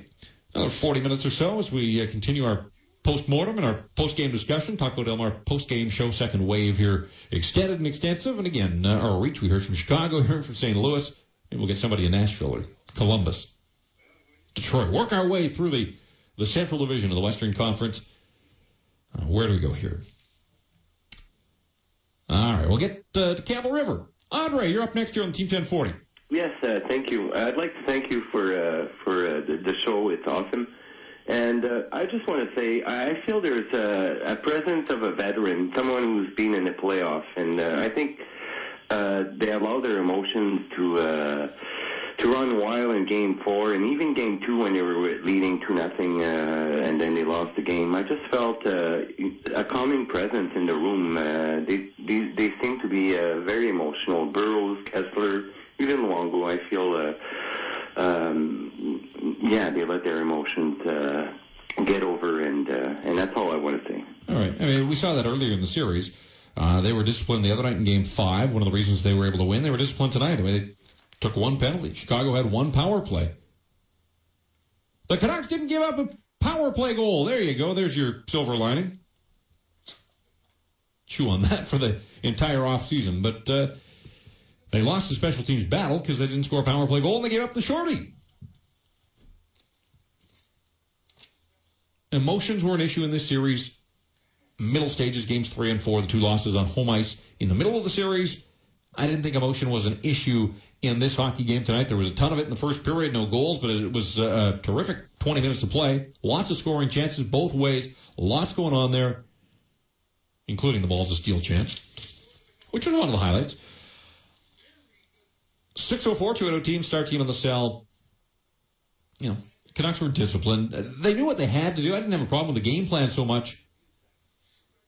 They get to the second period and a scoreless tie, and then 2.5 minutes in, they're down 2-0, and pretty much game over. And if it wasn't game over, then it was when Dave Bolin pulled away from Pavel Demitra, picked his pocket, pulled away, and put the puck past Roberto Luongo, made it a 3-0 hockey game in the final minute of period number 2, and 3-0 at that point. 5-1 your final. Hawks off to San Jose for the Western Conference Final. Should be an entertaining series. We'll carry on here on the phone boards. Or Andre, this one out in South Surrey. Andre. Hey, how's it going? Sorry, the producer told me not to say how you're doing. That's it. You're done. No, carry on. Oh, okay. Basically, I actually want to touch on what you just said. I thought that when O'Brien made it 3-1, I actually thought, comeback Cage, I thought we could do it. And then, Kaner comes down and he does this thing and he does the swimming celebration. I kind of thought that was kind of cool. I like the celebration. But then again, you got to give the Hawks credit. I mean, they're just, I texted a buddy during the game. I said, they're just better. I mean, that's just the bottom line. I mean, Keith, when he gets his feet moving, I mean, he's pretty much untouchable. Yeah. And Seabrook's just a beast back there. And they're the better team. And, I don't want to run down all the list of things that we can do to improve ourselves. I mean, Gillis is, I'm trusting in him, to do what he's got to do. And next year, hope for the best. Take care, guys. All right. Thanks for hanging in there late night here on the Team 1040. Yeah, I mean, Jonathan Toews, best player in the series. Patrick Kane, who was, relatively quiet, did not dominate a hockey game as he did in Game 6 a year ago. But Patrick Kane still finished with the second most points in this series, and Patrick Sharp very quietly goes about his business. And Patrick Sharp had 7 points, which is more than any member of the Vancouver Canucks. So they had 3 guys who had more points than any Canuck. They had 3 guys who had more goals than any Vancouver Canuck. Across the board, top end, the mid-rank guys, and the role players. Dave Bolland was effective throughout this series as he was last year against the Vancouver Canucks. Dave Bolland was better as a third liner than anything the Vancouver Canucks had on their third line. We went through this. Andrew Ladd. Chris Versteeg is a nice piece of the puzzle for the Chicago Blackhawks. Can I understand why Canuck fans don't like the guy? Got that irritating side to him, but he's effective, and he had the game winner tonight. The Canucks got very little from any of their forwards, but particularly their third-line guys. And I think that's where you're going to see some significant change. Can they upgrade? Is going with the youth movement the right move for the Vancouver Canucks? Do you pin your hopes on young guys and hope that youthful enthusiasm is enough? Or do the Vancouver Canucks, they identified Michael Samuelsson as a guy with a Stanley Cup ring that they thought that they could, bring in, give more responsibility to in an offensive role? And he responded. Do they have to go around and look for that undervalued guy somewhere else and hope that they can do that 2 years in a row? 604-280-TEAM, star team on the cell. To Surrey we go. Jeff, you're up next here on the Team 1040. Hey, just 2 things, actually. First things first, if they're looking for that size, last time I checked, I believe Thomas Holmstrom's coming up as a UFA, so possibly a guy like that where you're getting that big body in front of the net, creating a dust muffling, someone with a bit of grit. The other thing is that I think not having Burrows on that first line of the Sedins, especially when they were playing against Keith and Seabrook, even behind their own net in the Chicago end, those guys were having 2, 3, 4 seconds to move the puck. And if you're going to give those guys that much time, they're just going to move it on you, and you're not going to have much of a chance to do much of anything. So I think they needed to take away time and space on those 2 guys and really didn't have a forecheck on them that was effective enough to do any sort of damage. So just what you think about that, really. No, I think that's a fair assessment. And I thought Seabrook was terrific throughout the series. Duncan Keith started a little slowly, got better as he went on. He skates so well, and he's fun to watch. And you're right. I mean, it doesn't take him much. But if you give him a split second, that's enough. And headmans the puck, and away he goes. And Brian Campbell, he can skate himself out of trouble. And that's where the Canucks needed those guys who are supposed to get in and bang and crash and do the forechecking and do the dirty work. Burrows, Kessler. I throw Steve Bernier into that mix. Rick Rippon, to a degree, was completely ineffective, found himself in the press box last couple of games of the series. The grit factor has to improve. You got to be able to get there, first of all, and when you get there, you have to find a way to deliver a body check, that renders your target ineffective. It doesn't do much good if you get a piece of Duncan Keith and he's able to spin off your check, or, you run into Brent Seabrook and you're the guy that winds up in your can. It's no good. You got to make them pay a price, try and wear them down. They play so much. Canucks didn't do that. Hawks escaped pretty much unscathed. I mean, they, aside from Kim Johnson, relatively healthy hockey team. And I don't feel like the Vancouver Canucks took a strip out of them as they move on to the next round against the San Jose Sharks. Get a break and come back. More of your phone calls into the final hour of the second wave. Taco Del Mar post-game show. Season is done. Canucks were cooked 5-1 on home ice tonight, lost all 3 of the games in the series at GM Place. You do that, you're not going to win, and they didn't. Canucks go 2-4 in the playoffs. I know TSN's gone for the big tote board for the too many men on the ice penalties throughout the playoffs. Bakes, we have to invest in the big tote board now. The all-time Canuck record on home ice at GM Place? 13-24, I'm going to say. 13-24 at GM Place, all-time winning percentage of about .350. And in there, a lot of series where they lost 3. You know, Calgary in 04, Minnesota in 03, Detroit in 02. Yeah, home has not been where the wins have been for the Vancouver Canucks since they moved into GM Place downtown back in 1995. The wins weren't there for them here in this series against the Hawks. They are done. The Hawks move on. Jeff Patterson with you on the team, 10-40. But no 1-2 punch. And gold medal's going to do it for Canada, for hockey fans in this city.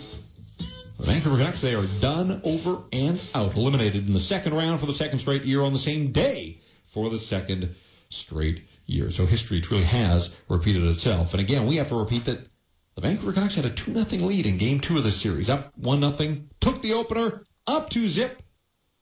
The bottom fell out that night, and the bottom really fell out. Aside from Game 5, when the Canucks they were all right, played a good road game. The Hawks were not very good back on home ice, and maybe they thought it was going to be easy. Ended up being pretty easy here tonight. Hawks move on. The Canucks are done. Let's get back to the phones. Corey, go ahead. You're on the Team 1040. Hey, Jeff. How you doing? Great show. Just a couple things I want to talk about. Number one, let's call a spade, man. The Canucks need a desperate change. I think they need to change up their third and fourth lines. As far as I'm concerned, the only player that needs to stay there is Rick Rippon. Second of all, let's be serious. Roberto Luongo isn't as great as everybody thinks he is. You know, he's a good goalie. The NHL's most elite league in the world. There's so many other good goalies out there. Let's see how well he performs next year when you got Corey Schneider giving him the shivers there on the bench. I'm just going to hang up and hear your comments towards that. Thank you. All right, I don't think he's going to get the shivers. Luongo's got the long-term contract. Corey Schneider doesn't have a job in the NHL yet. And I'm curious to see how that plays itself out. You know, Adam Raycroft did everything the Canucks asked of him as a backup and then some. My guess is that it is time to get Corey Schneider into the stream here of being an NHLer. You know, be the backup. Give the guy 15 to 20 starts. Sit Luongo for 20 games. Whether he likes it or not, and I know he doesn't like it. Don't let him call the shots. Won't be the captain next year. You know, the coach can make some decisions, can sit him down. But get Corey Schneider in there, I guess. You got to prove that this guy can play. Doing it down to the farm, not accomplishing much anymore. Can he play? Can he help the Vancouver Canucks? Nobody seems to know. But the time, I think, has come for Corey Schneider to get to wear a Canuck uniform on a regular basis, even as a backup to Roberto Luongo, and then, you know, maybe he can drive up his trade value that way, because I don't think it's going to happen for him down on the farm anymore. What else did he... Caller wanted drastic changes and then said third and fourth lines. Well, you know, yeah, some change has to come there, and I think some change will come there. But third and fourth liners, I don't think are going to be difference makers, even though I may be contradicting myself a little because Versteeg had the 2-game winners in the series and Boland was very good. But the offense in this hockey team, it flows through Daniel and Henrik, and, you know, it dried up in the playoffs, and that is a concern. They had their best playoff runs of their careers. They were more than a point-a-game guys, both of them. You know, so it wasn't a write-off entirely. Was for Kessler, was for Burroughs for the most part. Second round for Samuelson. You know, those are your best players. They didn't get it done for the Canucks. Hawks top line, too much to handle. The Canucks did not have an answer for Buffalo and Taves and Kane. Let's carry on here. Line number 4 is Raj in Coquitlam. You're up here on the Team 1040. Hi, Jeff. I just feel that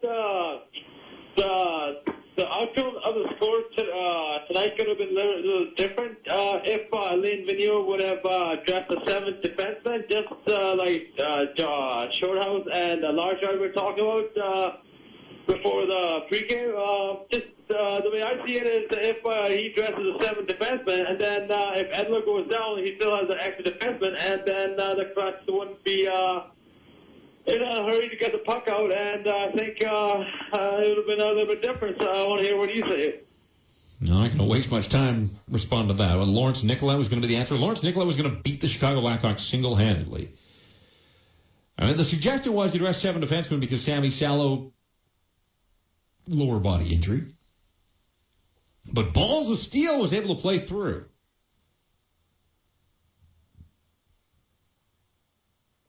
So you would have had Lawrence Nicolet sitting on the bench, wouldn't have had a shift.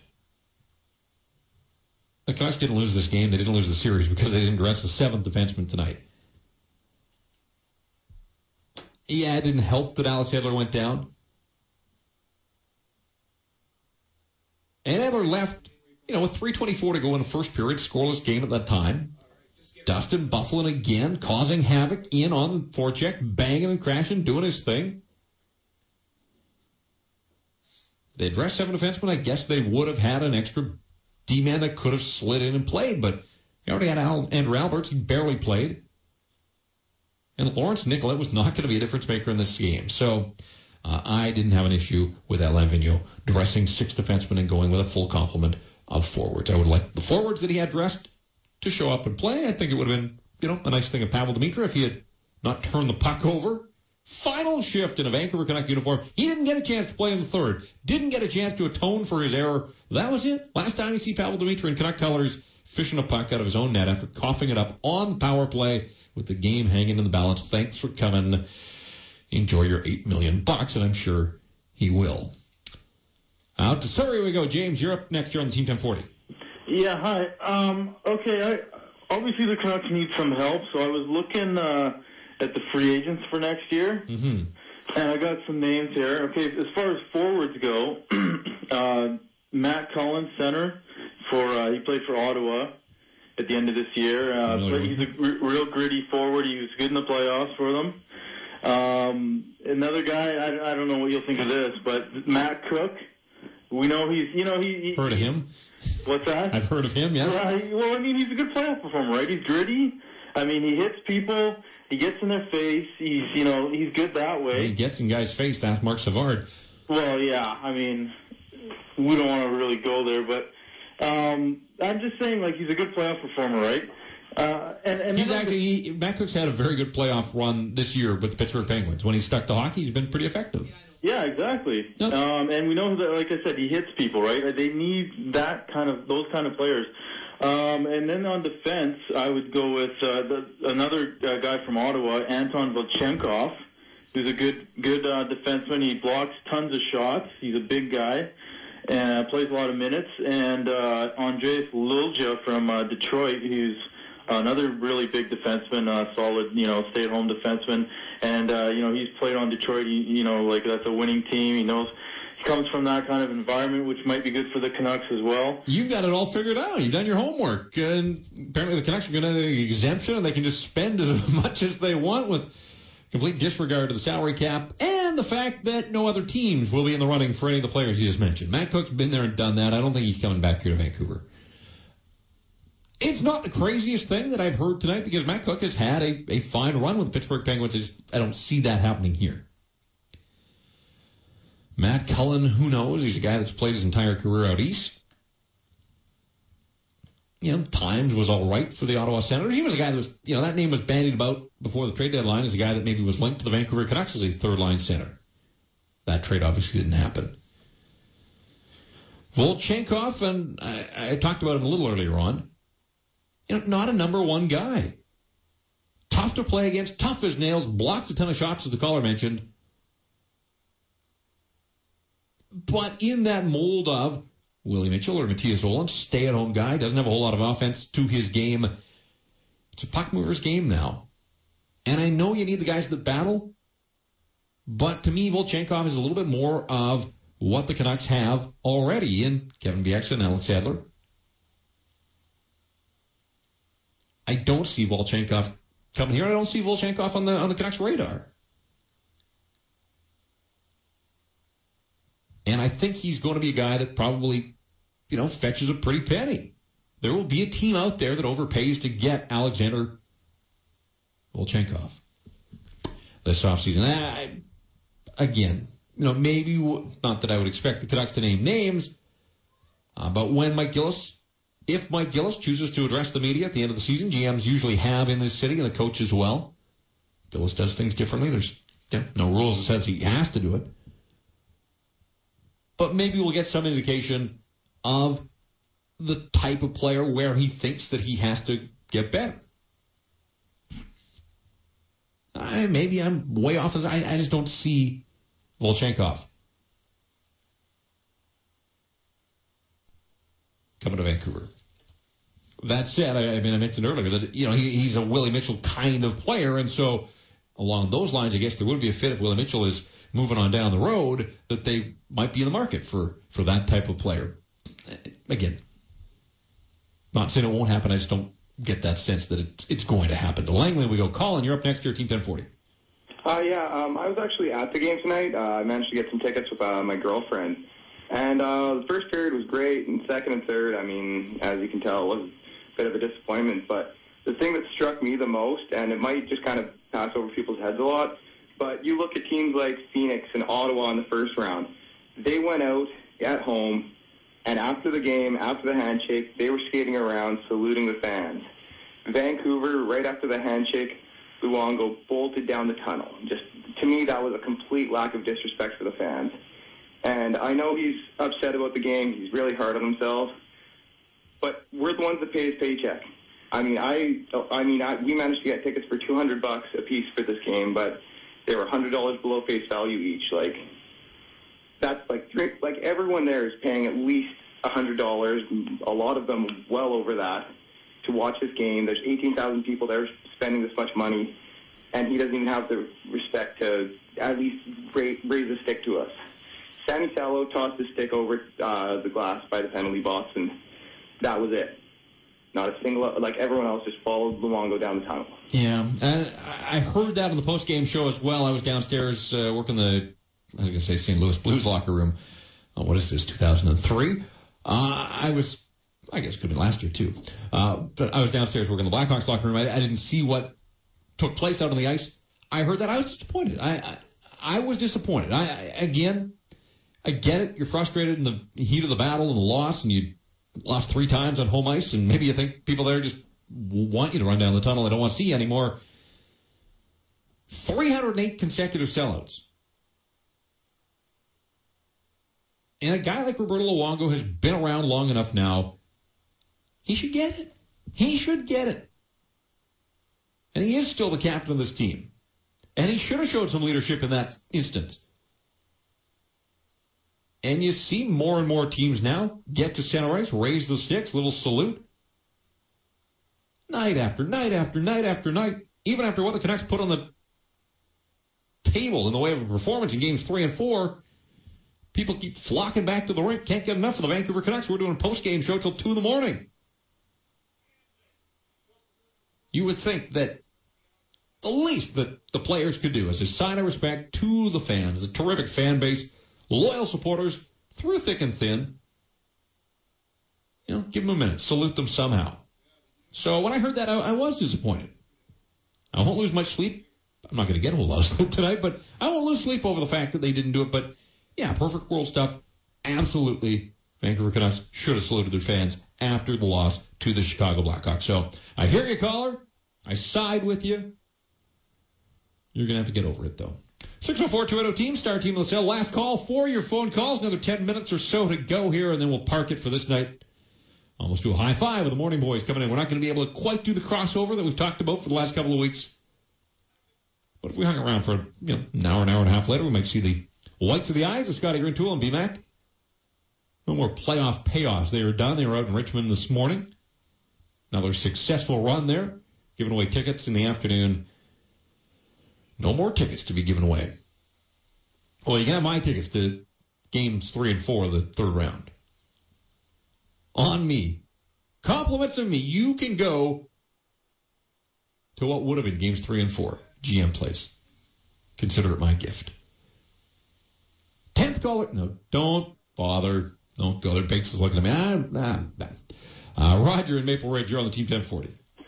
Speaking of loyal fans, I've been suffering with this bunch of whatever you want to call them since 1970, the first game, and it never seems to change. You always think, okay, this year different. Never is. So I'm going to utter 3 words I never ever thought I'd hear myself say: "Go Habs, go!" Do they get it done? I think this could be the year that Montreal does what Vancouver did in '94, where they work through the adversity and they go all the way to the finals, and hopefully they can bring the cup back to Canada. Well, they get their chance hours from now in Pittsburgh, trying to knock off another star-studded team. Did it to Washington in the opening round. Now they got the Pittsburgh Penguins, defending Stanley Cup champs, 4 o'clock start. Is that going to be on 14:10? Bakes, we carrying that one down the dial? 4 o'clock, 14:10. All right, there you go. We'll probably dip into it over here, too, in case you want to switch. If the listeners want to switch back and forth, they'll find it either way. All right, there you go. There's your Penguins Radio Network. Programming note, 4 o'clock start. The Pittsburgh Penguins, the Montreal Canadiens, Game 7 of that series. The other series, Philadelphia and Boston, an hour later. They get going Game 6 there in Philly, so a staggered start. Philadelphia Flyers looking for the 3rd straight win, trying to hang in there, force it to the limit, force it to the final, 7th and final game back in Boston, and we'll see if they can do that. Down to their 3rd string goaltender. No 7th game for the Vancouver Canucks. They're done. Goose was cooked at GM Place. You lose all 3 of your home games in a playoff series, you're not going to win that playoff series. And that's what happened to the Vancouver Canucks.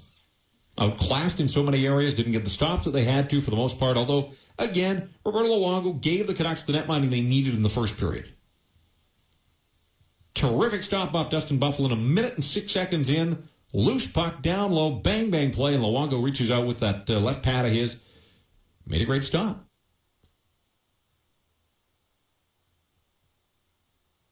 And then he made the glove save off Patrick Sharp. Probably the save of the night. You're thinking at the time, 6 minutes into this hockey game, and Luongo's already made a couple of key saves.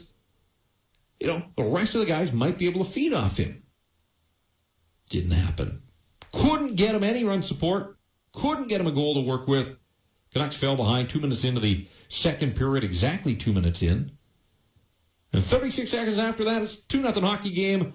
Again, the Canucks playing uphill. Having to come from behind. Hawks scored first in all 3 games at GM Place. Looking for a common theme. Chicago got on the scoreboard. Christopher Stieg scored about 5 minutes into game number 3. Seabrook 18 seconds into game number 4. And tonight had to wait till the second period. But Troy Brouwer opened the scoring first to the playoffs for Patrick Sharp. And again, Sharp, one of those underappreciated guys, I think underrated, just goes about his business, was terrific. Had the 4-point night the other night when Jonathan Taves had the 5-pointer. Everybody flocks in the dressing room, all the media after the hockey game. Big scrum around Jonathan Taves. There's Patrick Sharp over in the corner, doing his thing. Nobody talking about him. Nobody notices the fact that he had a 4-point game in the playoffs. Chump change compared to Jonathan Taves. And I guess maybe, in fact, that it followed the night before Johan Franzen had the 6-point night. So, yeah, what's the big deal about 4 points? But Patrick Sharp is very quietly another one of these versatile guys. He can play the point of the power play. Doesn't get his pocket picked. Had the short-handed goal in game number 2. Sharp gives them a couple of looks. Bolin gives them a couple of looks. They move these guys around. I know the Canucks think that they've got offensive depth and they scored a bunch of goals in the regular season. You stack them up side by side against the Chicago Blackhawks, though, and right now, really no comparison. I mean, top-line guys dominated hockey games, dominated the series, came through in crunch time. Didn't happen for the Vancouver Canucks. Defensively, the Hawks have, it's got a whole lot more going for them. And the one area the Vancouver Canucks were supposed to have the edge, at the end of the day, they just didn't. Luongo was good in the first period. You look at the goals that were scored in the hockey game.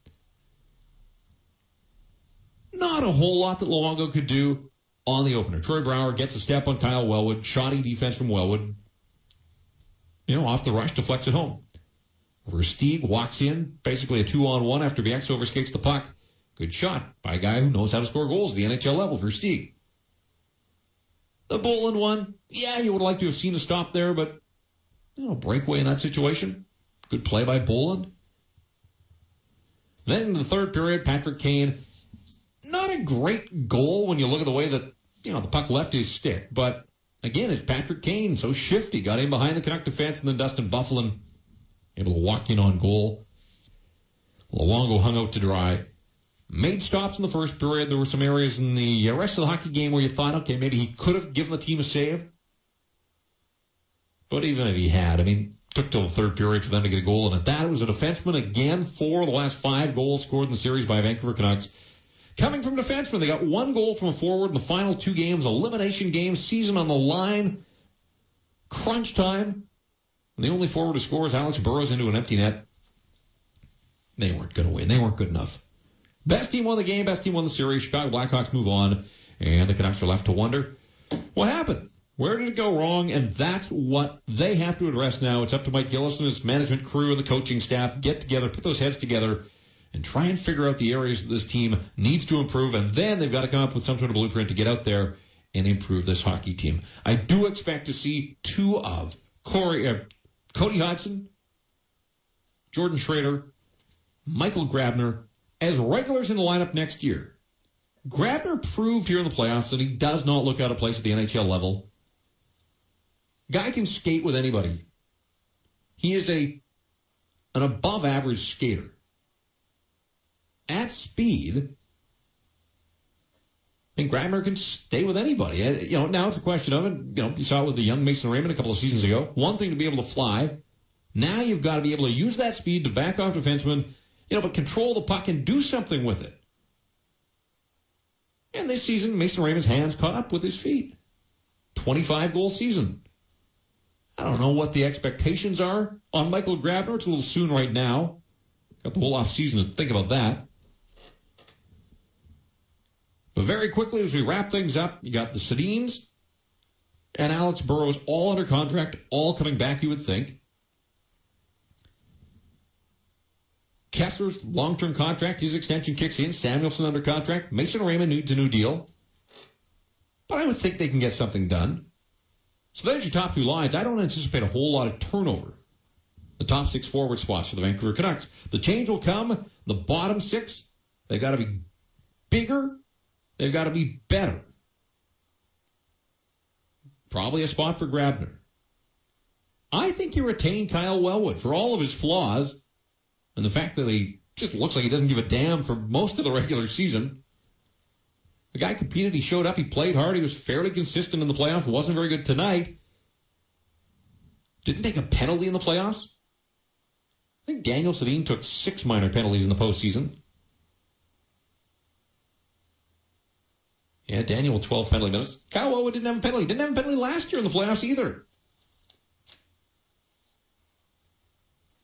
So I think you keep Kyle Wellwood. Grabner gets in there. Hodgson will be given every opportunity. Do you bring back Ryan Johnson? I like a lot of what Ryan Johnson brings to the mix, and yet at the end of the day, doesn't do a whole lot for you. The penalty killing has to be better. He was a reason why it wasn't good. Couldn't stay healthy. When he was healthy, wasn't all that effective. Young man's game, for the most part, is probably time to move in a different direction there. I don't think Tanner Glass is back. I'm not sure about Yannick Hansen. I think for the Vancouver Canucks, you've probably seen enough from Steve Bernier to know that you're not getting any return on the $2 million investment there. Dimitra's gone, but in effect, his money basically just slides over to Ryan Kessler. That's the raise for Kessler. Luongo ain't going anywhere. Raycroft's probably done. And then it leaves you on this defense crew. Lots of guys with 1 year left on their contracts. Salo, Ehrhoff. Biek's into the final year of his contract. Edler's around, and Alberts has a year to go. Shane O'Brien is up. It'll be a different team. It's always a different looking team. The question is, will it be a better team? Does Alex Burrows have another 35-goal season in him? What does Henrik Sedin do for an encore after an Art Ross Trophy season? Daniel missed those 19 games and still had a terrific run. Those guys are right in the wheelhouse of their career. there's no reason to think that they can't produce at or near that level again next year and for the next couple of years. And they were better in the playoffs this time around than they have ever been, but at the end of the night, and the end of the series, and the end of the playoffs, they weren't good enough. And the team they play for won 6 games, not 16. The Vancouver Canucks for the second straight year won 6 playoff games when 16 are needed to get your hands on that Stanley Cup and raise it above your heads. And so for another year, there will be no Stanley Cup parade here in the city of Vancouver. Extended and extensive post-game coverage. We've reached 2 o'clock, that final buzzer. Final buzzer sounded on the Vancouver Canucks about 5 hours ago. Final buzzer is going to sound for us here on the second wave of the Taco Del Mar post-game show. Thanks so much for hanging in there with us. Terrific run. Passionate fan base here in the city of Vancouver. Lots of you with lots to say about this hockey team in these playoffs and this hockey team moving forward. And certainly the talk won't stop. Morning Boys are in 4 hours' time. They get their first crack at what went on tonight and through the playoffs. Blake and Dave through the midday. Pratt and Taylor in the afternoon. And I think the Moj has a show tomorrow night as well. So the talk continues here on Team 1040. My thanks to everybody. As a guy that was a part of the broadcast throughout the season, one of the hosts of the pre and the post-game show, thanks to everybody that helped out. Takes a cast of thousands to bring you Canucks hockey here on the Team 1040, and so grateful to everybody for the roles that they played. It was fun to be a part of it. Hopefully we'll be back to be a part of it again next year. Looking forward to that. It's a terrific job. We'll see about that off-season. Hey, there's never any guarantees, whatever job you've got. So we'll see what next season brings as far as the Canucks broadcast is concerned, but it was another fun year, an eventful year. You think of the highs, Henrik Sedin, that final night of the regular season, and winning the Art Ross Trophy. There were some special nights for the Vancouver Canucks. It wasn't a completely lost cause, but it's not about the regular season for this team and its evolution. It's supposed to be about playoff victories, and they didn't get enough of them. My thanks to Matt Baker for sticking it out with us late here into the night. My name is Jeff Patterson. Again, thanks so much for joining us. Second wave of the Taco Del Mar post-game show. 5-1. Blackhawks beat the Canucks. They take the series in 6 games, 4 wins to 2. Chicago off to San Jose to open up the Western Conference Final later on this week. That is going to do it for everybody that was a part of Vancouver Canuck broadcast here on the Team 1040. Thank you for your support all season long. Bring on those BC Lions. You've got it on the Team 1040.